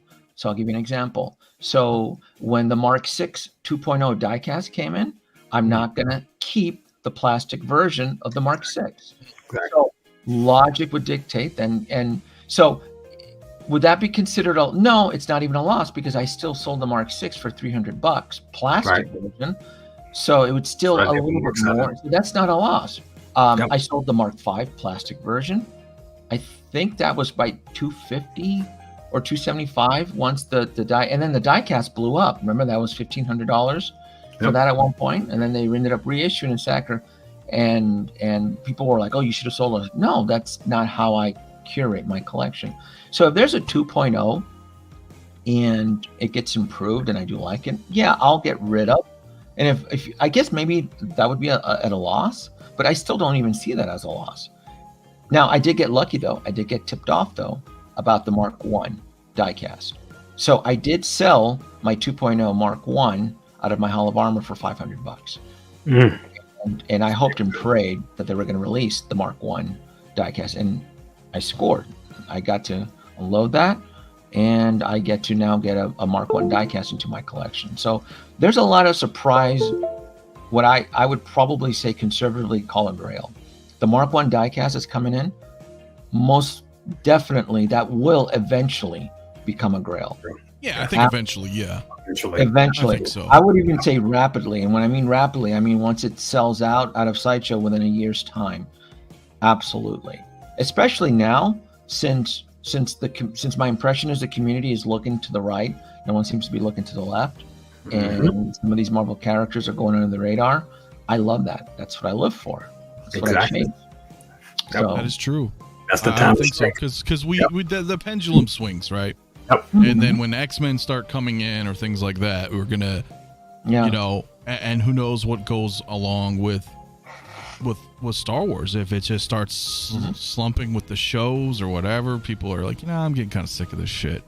And then they're like, oh, X-Men, and then all of a sudden it's, it happens. It happens, guys. And I've said it, while everybody else is in the theater enjoying their Star Wars, I'm standing next to the exit just in case something blows up, because Star Wars to me is on a thin piece of glass, and Marvel can afford to have a couple duds, right?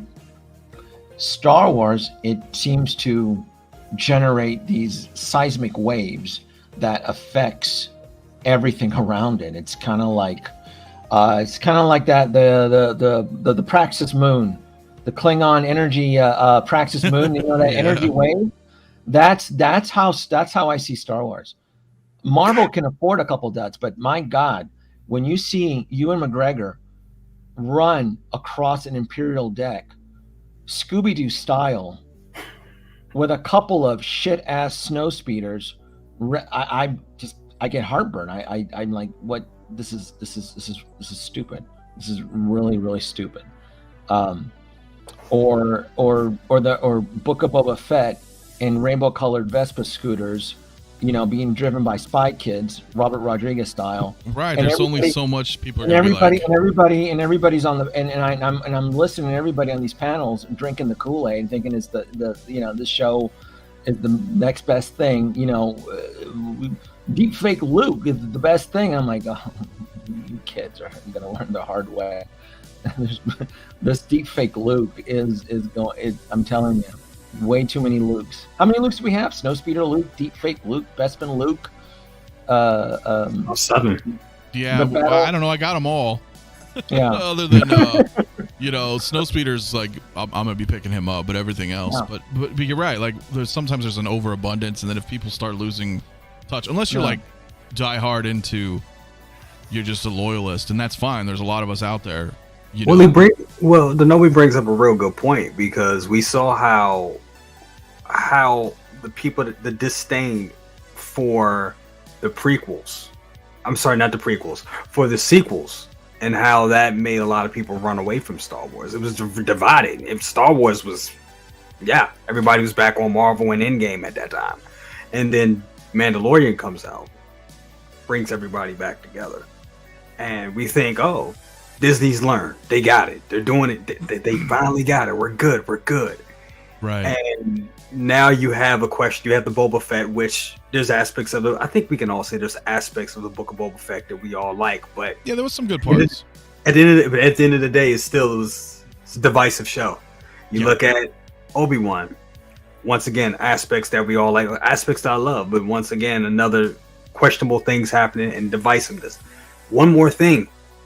Who knows what'll happen? I mean, and I feel like that's the fandom in general, right? Like, it doesn't even need to be Star Wars. It could be Marvel. It could be anything. It could be DC, right? Like, for me, I've read comics my whole life, right? Marvel comics, and for a while, I enjoy the MCU, being able to see this on the big screen and this and that. And then I felt like, you know what? In my opinion, the latest MCU stuff, the Phase 4 stuff, the television shows, it's just been kind of like dud after dud after dud for me, to where I'm like, you know what, I'm kind of over this, and again, everybody's got their own, some people may love it just like Star Wars, So I get that, and then people are like, well, you know what? I'm gonna bow out of this. I'm not feeling it. And then all of a sudden, maybe a couple years later, they get some better writers or directors. You're like, wow, dude, this is like really kicking ass. Like you said, when Mando came back or started, after the sequels, we're like, wow, Mando kind of made me feel like, hey, it was Star Wars again. It was, yeah. So it happens, man. But you know what? Before we got another topic here tonight. I think we should get into before we wrap out for the evening. I wanted the main topic actually of tonight was the San Diego and Comic-Con 2022 expectations, right? And so we talked to everybody here, and I'm going to start with Mario because I asked each of you guys what are some of the things that you wanted to see, and this was Mario's choice right here. That was one of many, dude. I gave you like freaking 10 things. I have a few here. Yeah. So a lot of the stuff that I've been wanting to see for the longest time is original trilogy. But the thing is that the current trend does not involve anything original trilogy. So I don't expect to see any of this, but I wouldn't, my heart would jump for joy if we actually did. Wedge Antilles is something that I don't think anybody's ever done. I've never seen anything like this. I mean, other aside from the smaller scale, but anything like this in 6 scale when it comes to Hot Toys or any of the other companies. This would be different, from everything that we've already have right now. It's it's a different character that we don't have in any line right now. And this is something that I would like to see personally, come out. So you'd be all over it? Absolutely. Yeah, 100%. I would think so. I have a couple here from you guys just to kind of, and this is also another one that you want to see. I'm calling it the AT-AT driver, all right? Motherfuckers, I don't care what it's called, AT driver or whatever like that. I'm an AT-AT guy, all right? So yeah, this is the AT-AT driver for me. This is something I've always liked as well. I picked it up on some of the smaller ones, the smaller scale. And granted, Sideshow did it, and I did have a chance to pick it up, but my dumbass never got a chance to I never got around to it before it actually finally sold out from Underground. But I'm just hoping that Hot Toys does take a crack at it because you guys know me, I'm a trooper collector amongst, I'm an everything Star Wars collector, man. But so I would love to have this in the line, considering that looking at my Empire display, this is pretty much everything, and it's very, very lackluster, man. There's really not much in there, so there's not a lot. This would be a welcome addition to that particular collection. Yeah, I would think. Well, the Hoth Snow Troopers did come out, unless they would reissue. But we're thinking, but that would be nice. I'd love to grab some more of those. But just out of like what we would think would come out, this is another one that I know that you picked, but obviously that's a very popular. Yeah, how long have we all been screaming for this? I mean, lately, a lot of collectors are saying, oh my gosh, they teased Mace Windu in a photo. They teased Han Solo in a photo too a long time ago. This version of Han Solo, when the Bespin Leia came out way back when, and we still haven't gotten yet. They haven't even capitalized on the opportunity on the 40th anniversary collection, man. When Empire was in its 40th anniversary, nothing, dead silence from this. I mean, there's speculation out there about whether or not Harrison Ford would sign off on a likeness or anything like that. I really don't. I don't believe those, myself, to be honest. But it's just like I don't know what else could be holding this figure up because it's something that's definitely in demand. I know a lot of us here would probably jump on this, day one, or later on when it comes out. Right after the whole financial situation. But we would exactly. He would come into the collection, right? Absolutely, no doubt. And this is one I'm anxiously awaiting to the collection. No, I did. That's just something that, again, just like you and Brother Cousins just said, it's like they've teased him. Now, I don't know if it's a Harrison Ford thing or what, I don't know. We'd have to, we need to figure out why they haven't done it yet. I'd love to see it. And thank you for subscribing, my man. I do appreciate that. And another one. TIE Fighter pilot, again. Something that we don't see much. I saw, so there was a custom statue out there that came out of the TIE Fighter pilot, and it looked amazing. The Force Awakens one, I like that one. I think that's pretty decent. I like it too, but it almost how feels can we OT, have, but it's not. Exactly. How can we have a sequel trilogy TIE Pilot and not have the original trilogy? Sideshow did their Rogue One, and granted, that one's pretty nice as well. But I mean, come on, Hot Toys, get it together. We need, hashtag justice for OT, bro. Let's make it happen. Justice for OT. Justice for the OT. Yo, I'm gonna type it in the chat. Let's do it, man. All my OT guys out there, man. Yep. Justice for OT, guys. That is the hashtag of this evening. I want to see that. No, not the evening. I want that to be the hashtag throughout SDCC, man. All right. Everybody go hit up Howard. Go hit up Hot Toys directly. Go hit up Sideshow, whoever. Justice for OT, guys. Make it happen. Dude, that would be, because you're right. Like, it's been kind of, Oh, and you did say 3PO. I did say 3PO. Man, are you going to go through all the ones that I gave you? Because I feel like that I'm like taking up everyone's spotlight. I grabbed a few from everybody. But obviously 3PO. Obviously 3PO. Like a New Hope 3PO? Or? Yeah, like a New Hope 3PO. Original trilogy 3PO. Or the same way that they did trilogy, the same way they did R2. You can display him as a New Hope. You can display him as Empire, or you can display him as Return of the Jedi. Same thing with 3PO. Even though there's not much to it, the silver legs in all three movies, it's just a restraining bolt that's unique to A New Hope. But definitely, Lobot's another one too, man. We got Lando. Shit, give us Lobot, please. Yeah. Yep. We definitely gotta have Lobot in the collection. Again, a missed opportunity on the 40th Empire collection as well. Totally agree. Totally. Yo, this is yes. Yeah. This is my probably the top dog that I would want to see. Since I was a kid, the canon version 375 of the Hoth Luke, I've always loved that figure, man. And I need to go back and get it, dude. I really miss having that when I was a kid. But the Luke on the Tauntaun, bro. Sideshow did a nice piece, with theirs, with the Tauntaun. It was decent. It was decent. It was a statue, right? The Sideshow? Yeah. It was a statue with a swappable head if you want to display it as Han or Luke. So that was nice that they did that. The Luke 6-scale figure, not so much. I mean, I remember when that came out, I was like, yo, that head sculpt, man. I don't know if I can do that, but I also had the opportunity to cover it up too with the scarf and with the goggles. But if Hot Toys were coming to America. To your point though, you guys remember Sideshow would make everything. Yeah, they did. I mean, shit, that dewback's like $2,000, dude. Yeah, look at all the clones they put out. Yeah, they did a lot, man. I would love to buy all their creatures and droids. I don't understand why they don't go back to doing that. I don't get it. Yeah, absolutely. Now, Jay, this is something that you want to see. Absolutely, I really want this. I mean, and while we're we have this Wookiee up. I know they probably won't do this. Like we're saying, justice for OT. We definitely need more OT stuff. I would love this. I don't know why we were not going to get this. I just think this would blow everybody's socks off, and it's just great.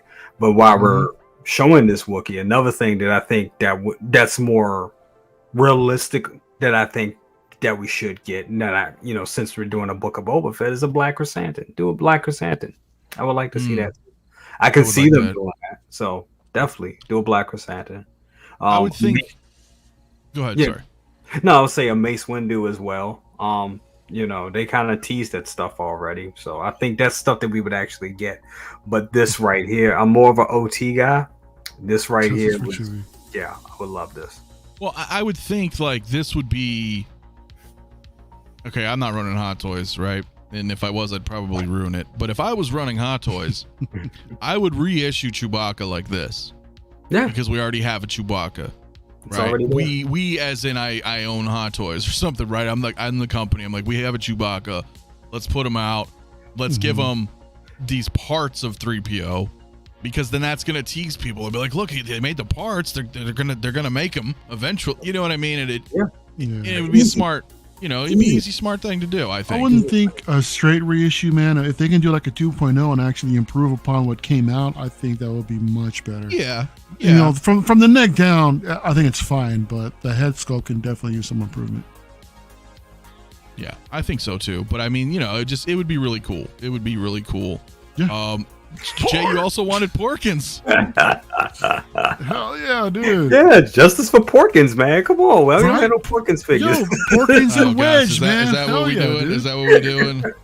Jay, my dude, man. Freaking love you, man. I got you, bro. Justice for Porkins in the chat, Justice for guys. Porkins, y'all. Come on, let's people go. in here. Who wants some Porkins? Besides Jay, and possibly, I mean, who am I kidding? We would probably. Hell yeah, man. I would get more we'd pick him up. Yeah, that would be great, man. I always laughed at that as a kid, by the way. I don't know if you guys did, but watching Star Wars back when I was a kid, I was like, yo, this dude's name's Porkins. Dude, Anthony, this big dude, and like, bro, Mafia, you put an X-Wing helmet on you, man. I swear I'm looking at you, bro. Oh man, that'd be great. Maybe right now, yeah, I guess I can see that, but that's messed up. That's fucking hilarious. Yo, yes. Jay also wants this Leia. Yes, absolutely. We need this. Me too. We need this. Come on. And we all know Leia sells out. She sells well. She does good. So people would go crazy for this. I really see this coming too. I think we're going to get this pretty soon. Don't know when, but I see this happening. I definitely see this happening more than Chewbacca with C-3PO on his back. I definitely see this because Leia does very well, and you could just interchange the head sculpt. Come on, it's a no-brainer. Denobi, did Sideshow do this figure? It did. They did. It did. Yes. Right. I considered buying it. The sculpt is awful, if I recall. But like I was like, I would just have it like this though. Yeah. And maybe do a body swap or something, and just But Hot Toys, yeah. I mean, I don't see. I would want a reissue of this from Sideshow, because Bush is a character that I don't need Princess Leia's head on. And if Hot Toys was to do it, they're gonna turn it into some expensive $375 deluxe version, because it's gonna have a hand painted head sculpt of Carrie Fisher. It's gonna have it's probably, to make her too, you're probably gonna want Chewbacca too in chains. So you're gonna want the whole, it could be a deluxe set. My point is, Hot Toys does it, it's gonna get blown out of proportions. I would rather have Sideshow do it, because the head sculpt is going to look like trash, and that's fine. Just do a decent job on the helmet. That way I can have her standing next to Jabba. That would be it. So certain things like this, I would prefer to have Sideshow do it versus Hot Toys. As long as it's not a head sculpt, because Sideshow, for the life of them, they just can never get a head sculpt right. But when they do creatures and suits and armors, they can do pretty well. But for the life of them, they could never give us a decent body either, man, without it falling apart. The older ones, I beg to differ. Which I never understood why some of those Sideshow Star Wars characters on the secondary market are blowing up how they are, because majority of those bodies are falling apart. I gave people it's because people will body swap them, and and it's again to that, they've made so much stuff. Sideshow made so much unique Star Wars stuff that people are foaming at the mouth for.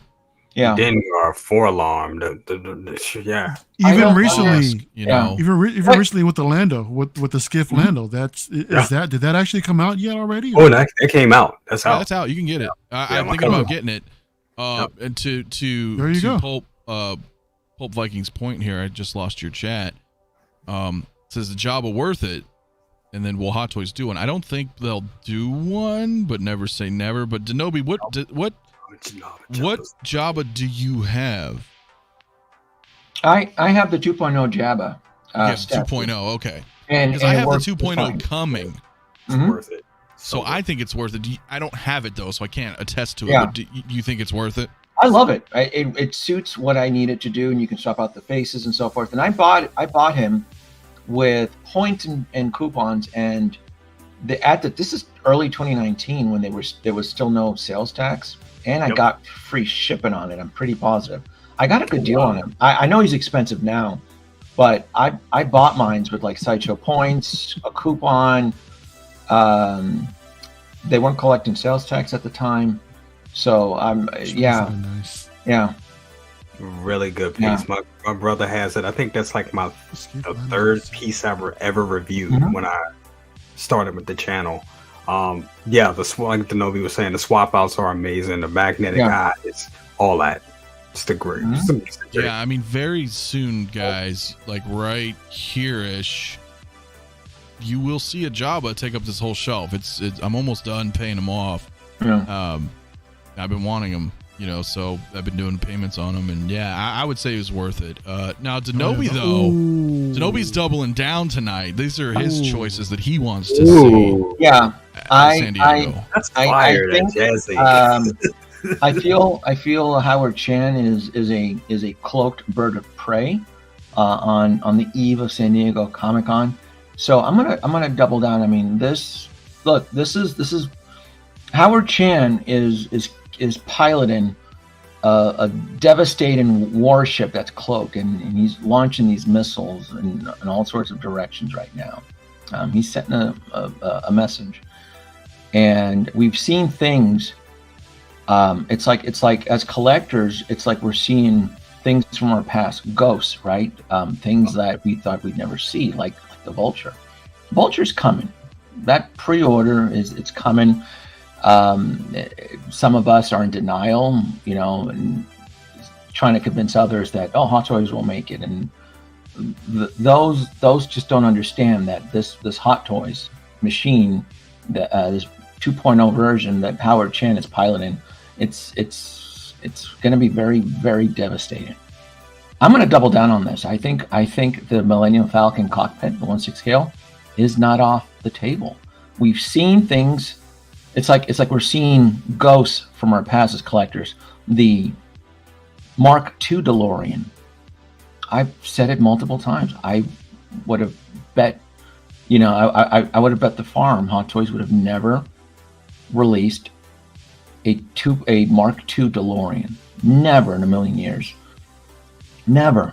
And it's risen from the grave, the Mark II. Yeah. Another thing that's risen from the grave is the Vulture. Risen from the grave. It's not in pre-order yet, but it's coming.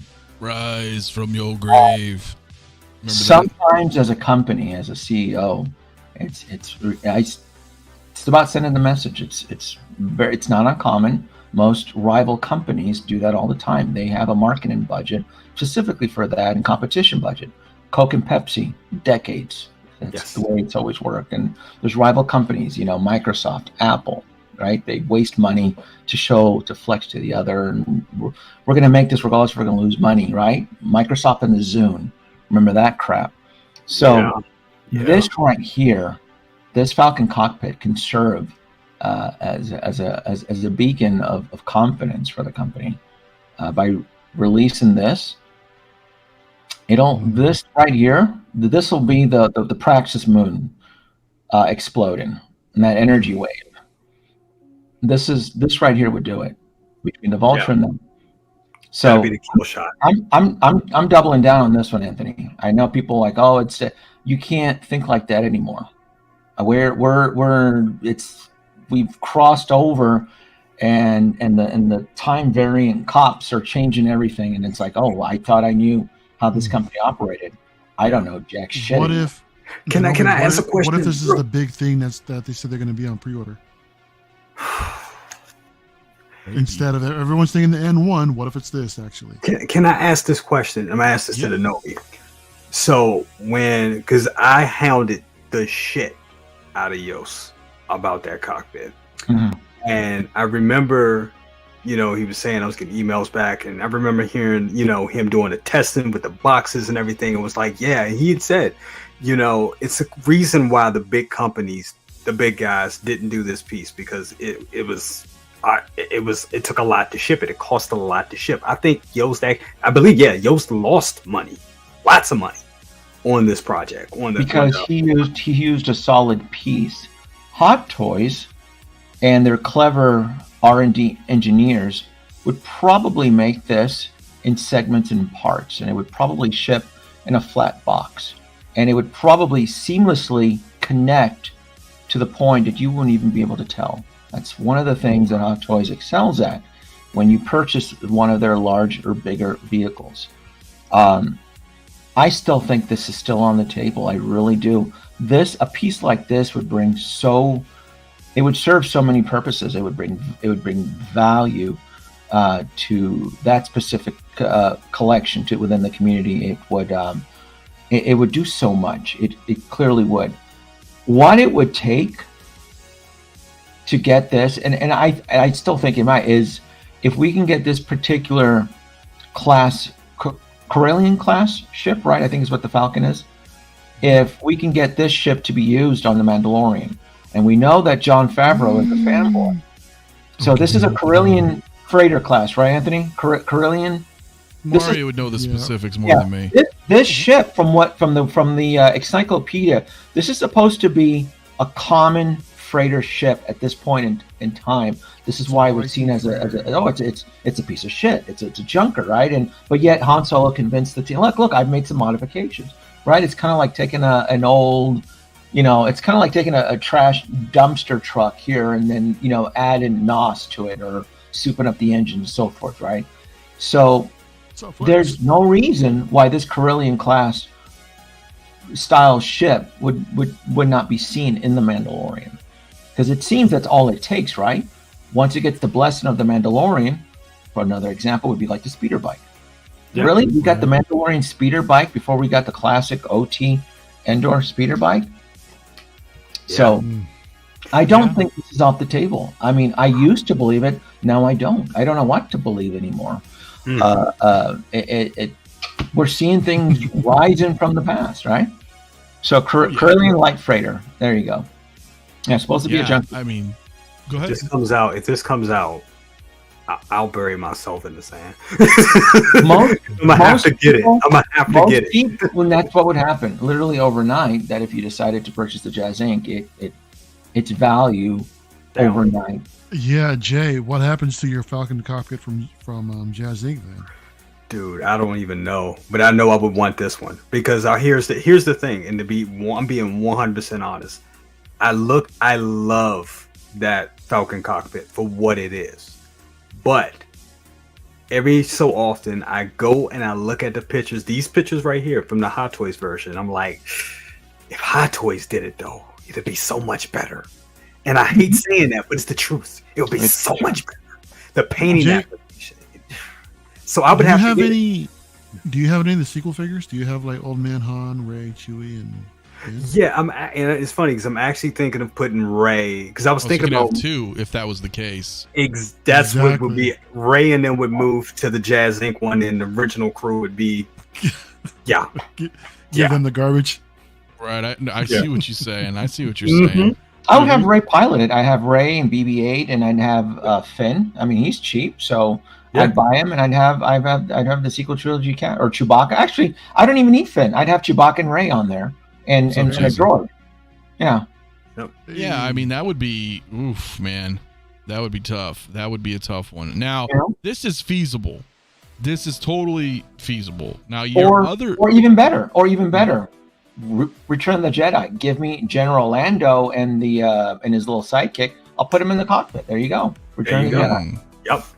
Yep. Okay. So there's my point is the possibilities are endless. I mean, you can do so many combinations. You can do Return of the Jedi with General Lando. You can do New Hope. You can do the Star Wars Christmas special if you wanted to, right? You just need Han and Chewie for that. Right? Weren't they? Wasn't that Christmas special, that 1970 Christmas? The Falcon was in there too, wasn't it? Wow, you still can do anything like that. You can do anything with that. So here it is. Mando season 3 already has some other surprise characters coming. Why not the Falcon? Yeah. You bring a good point. Now, go ahead. I'm sorry. No. So like I said, bringing this back from the dead, it would knock out a lot of birds with one stone. A lot. Yeah. Yeah, I think so. Yeah. I think so. I mean, when you look at it's their business, right? And like you said, you have no idea what the hell they're gonna do at this point. You don't. Like, Yep. I used to, not anymore. Nothing's off the table.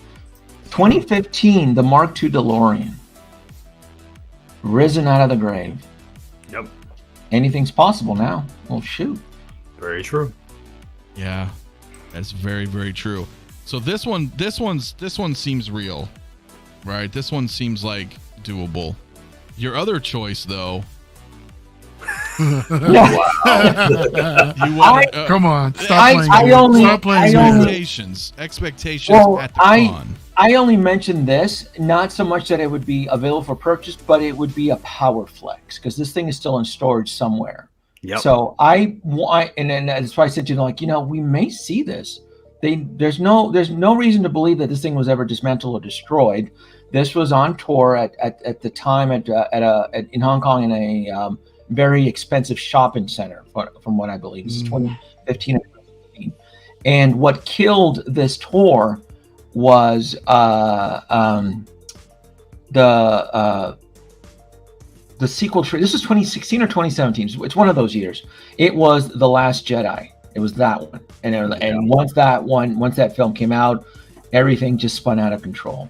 But I would love to. There's no reason why something like this wouldn't be. And I'm thinking, what would we see in San Diego as just a power flex? I'm like, they could possibly dig this up. Not saying it'd be available for purchase, but just to show off, because they typically will bring in something just to show off. That, and then the what's that? What is Carlos? Carlos funny. This is Carlos funny. That's for real. That's funny. I also would love to see, and I'm kind of expecting a prototype or retooled version of the Mark II DeLorean. They released it on pre-order. We know that was the old dug up prototype from 2015 because, man, I went Sherlock on that, right? So I am expecting a 2.0 prototype work in progress DeLorean for this show. So I'd be a little bit disappointed. That to me is like, they better, if they want to, ensure the customers what this thing is so far, what the progress is, and because I'm telling you that was a 2015 old ass prototype that they just dug up, took some pretty photos just to we're going to put this on pre-order. So I'd like to see an updated version of that, or even just a Back to the Future segment at the show, just to instill that positive energy and confidence within that specific line. Because there's going to be tons of Marvel, there's going to be tons of Star Wars, but let's not forget about the little people, what the smaller IPs within the Hot Toys community, like Back to the Future. Well, for the people here that may have never seen this photo, those are 6 scale Hot Toys. Yes, down there. Those are 6 scale troopers. Yeah, just to give you the scope of how large this thing is. Yeah, it's huge, isn't it? Yeah, it's bonkers. Can you imagine? I mean, that wouldn't fit in anybody's home. I would assemble it right here behind me, and I'd have to walk around it if I needed to use the bathroom or something. I'd have it on. Absolutely. But you're right, though. It'd be a really cool power move, and if you're gonna put it somewhere, what better place than San Diego Comic-Con? Exactly. Yeah. In the States. You know what I mean? Like. Yeah. Great. So it'd be fun. I mean, that, like I said, it wasn't, but I still think the Falcon cockpit is not off the table. I'm not wishing for any more Star Wars at this point. Everybody has all these. I'm not even like, just seeing how that particular IP is weathering right now. To me, it's not looking good. So I don't have any. Honestly, the only thing I would probably wish from Mr. Howard Chan is just step up the production and the releases. Throttle down on the announcements. I get it. It's business is business, right? But let's step up the production, right? And then I'll be able to get more excited, because it's gotten to the point now when I see new stuff like this, my anxiety levels go up. Like, oh fuck, how am I going to swing this shit now? Well, you ain't buying this shit. Yeah. But I mean, but other stuff, I totally get what you're saying. I like the vehicles, like those Clone War vehicles, right? Yeah. I mean, that's, and we know that, I'm telling you that ATRT is going to show up. You know it's going to go on pre-order. Yeah. So there's a lot of great vehicles. And that's something, too, that I think I mentioned, that I like to create a Module Case Star Wars style garage, with pit droids and droids working on all these vehicles, and just have all the small vehicles in there. Have the Darth Maul speeder, have the Bark speeders all being tuned up by pit droids and R5 units and shit like that. That'd be fun. That'd be kind of fun to set up. Just have all the vehicles being serviced by pit droids, or just could you imagine? Yeah, that'd be a lot. That would be really cool. So that'd be really fun. I know Mario has an Imperial wish list. I'm not wishing for any more Star Wars. I just, at 93, 45 in stock and 38 in stock and 49 in pre-orders. I'm like, no, just calm down, bro. Star Wars, calm down. Bring them all, dude. Yeah, bring them all. Yeah. Well, wait till the droids drop. Wait till C-3PO and R2-D2 drop. Those little bad boys. That's $1,000 right there, isn't it? Isn't R2 like $400 and C-3PO $400? That's yeah. No big deal. That's droids. Yeah, it's a lot. It's a lot. But hey, you're gonna be there, right? Yeah. So you're gonna be. Yeah, I'll be there preview night. I'll be there preview night. So I'll be live streaming because I know the Wi-Fi there is pretty damn good. So I fly in 4:00, I think, and then preview night. It's only 2 hours, and it's just the exhibitor floor. And typically, most exhibitors are about 80-90% complete, meaning how preview night works is that Thursday is really the big day. Thursday is game day, but what they'll do is that they'll use a curtain where they'll have certain displays just covered, and they're like, hey, this is preview night. We're going to have X displays just for you guys, just to get the press all riled up and so forth, and photos. And then the ones under the curtains, or is it curtain? What do you call when you cover something with a sheet?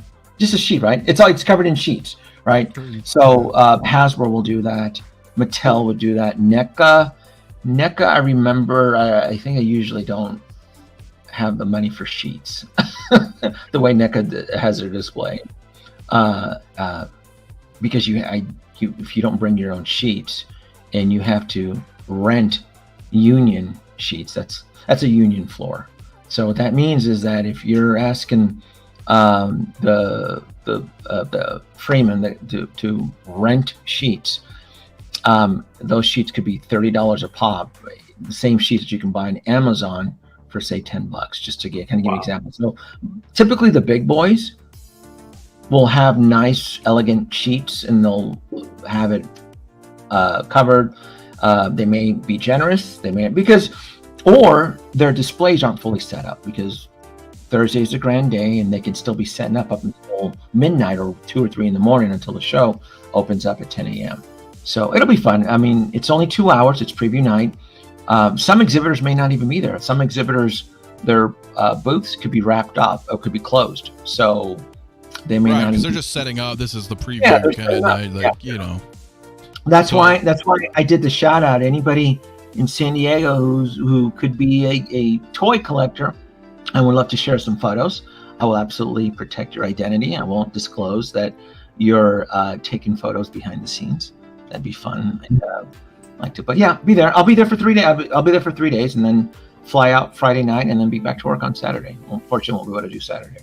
So yeah, that'll be really fun. I do want to say that as well. Thank you so much. Yeah, 150 in here watching, man, because we're gonna probably wrap. So make sure you guys hit that like button, man, on the way out for this evening, man, and subscribe to everybody here if you haven't already for more, hot toys and collect and talk. And Denobi's gonna be doing some coverage there at San Diego Comic-Con, and I know if you have a chance, you might come on here. I might do a stream with him if time permitted, to showcase some stuff, kind of like what we did with Star Wars Celebration. So that'll be looking good, man. But yeah, I think we'll go ahead and wrap, guys. I mean, it's just getting a little late for some of you guys out there, and I do know 150 in here. I know we could talk all night, guys. So I do appreciate everybody in the chat tonight participating and joining in with us. But let's just go around real quick, man. Jay, man, I'm glad another Saturday night, my man. So how you doing, man? What's going on with you, man?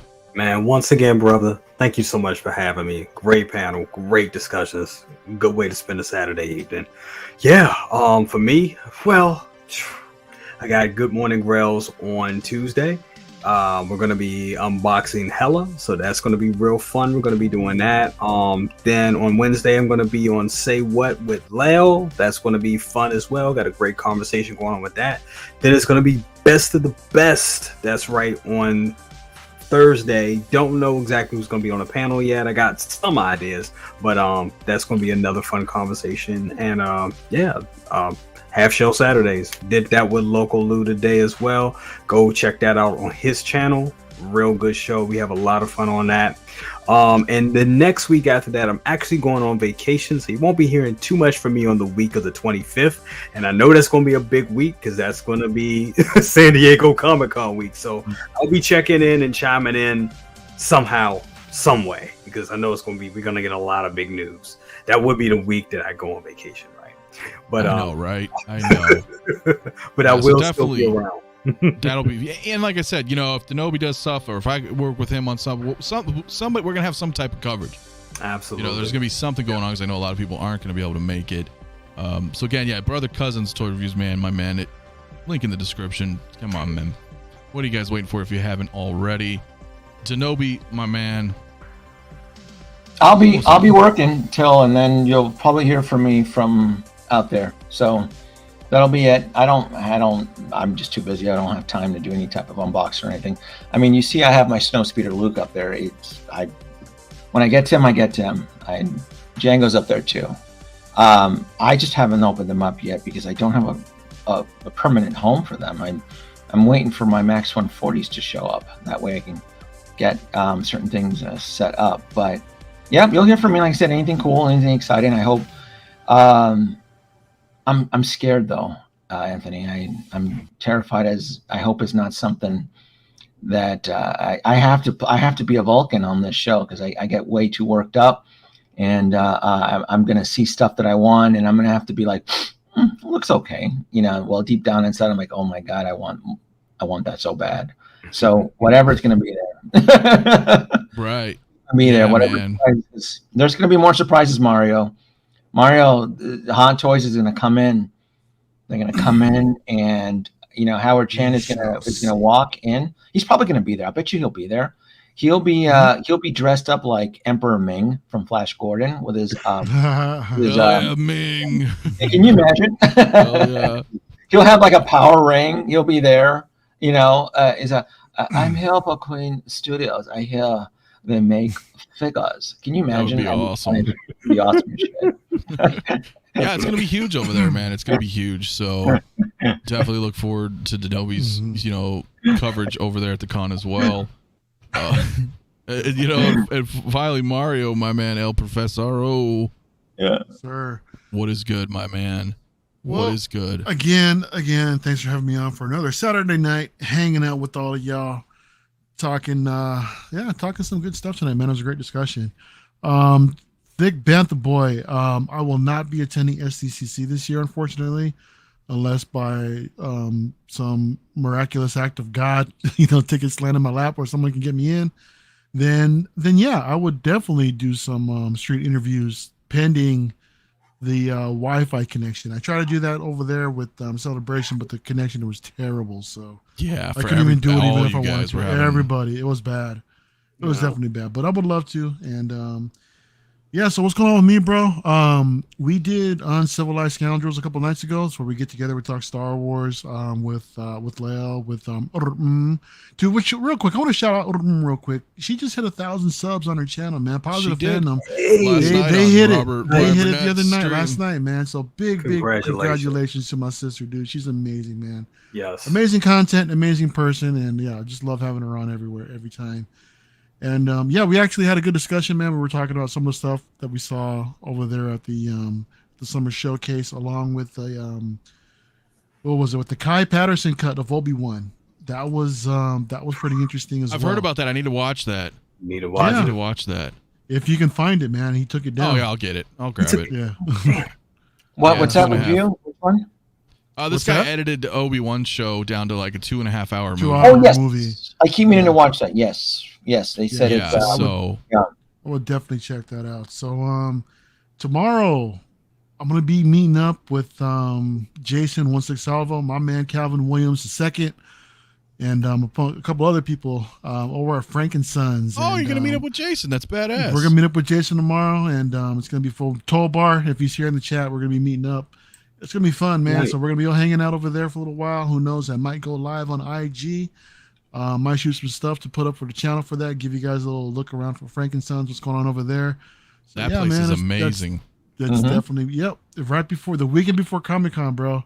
And that's definitely gonna be fun, man. So I can't wait. I'm really looking forward to tomorrow. Speaking of hitting her 1K, you are at 540. Am I? Holy crap. Yeah, I don't even look at the numbers anymore. I put a link in the channel right now in the chat, guys. I mean, we still got over 130-ish people still staying loyal to the end. If you haven't already, let's try. We're trying to get Mario to 1,000, man. You know, he's been busting his butt for 6 months putting together those �𝗔𝗩𝗘𝗢𝗙 cases, but it's damn worth it. And when the collection tour finally drops, I hope to have it soon. I'm not giving anybody any ETAs. It'll get here when it gets here. I know y'all want to see it. So it's awesome, dude. Done. So it's almost done. Yeah, man, we want to get you up there, man. We got to get you to that 1,000. And I'm on the road to 2K. Appreciate it, so hey, we're all doing it, man. We're all having fun here. So very cool, man. I have subscribed to everybody on the panel. We all very much appreciate that. Yes, sir. Very much. Justin Maflice is going now, so very good, man. Yeah, let's get Mario to that 1,000. That would be awesome. Yes. And I guess we're gonna see. Well, obviously nothing's gonna be dropping tonight. No, it'll be tomorrow. If anything, it'll be tomorrow. Yep. Yeah. Yeah, if possible, Yeah. If not, they may just be waiting for Con. Yeah. I hope not, because if it's anything that piques my curiosity, I may have to do another quick midnight run, because I'm hoping it's nothing extravagant. I'm hoping it's something very bland, like a boring stormtrooper or something. But right, nothing that's gonna be like. Yeah, Vader. They're not going to drop a Vader, right, or something. Yeah. Oh, no, thanks. Watch they do it. The battle damage Vader we're all waiting for. Battle damage Vader will show up. Right. Oof, that would be crazy. You never know, y'all. You never know. Someone said on my ideas. Beskar kid. So, all right, ladies and gentlemen, appreciate you guys coming along for the ride this evening. I'm always bad at saying goodbyes, so I'll always just say, see you later. Peace out.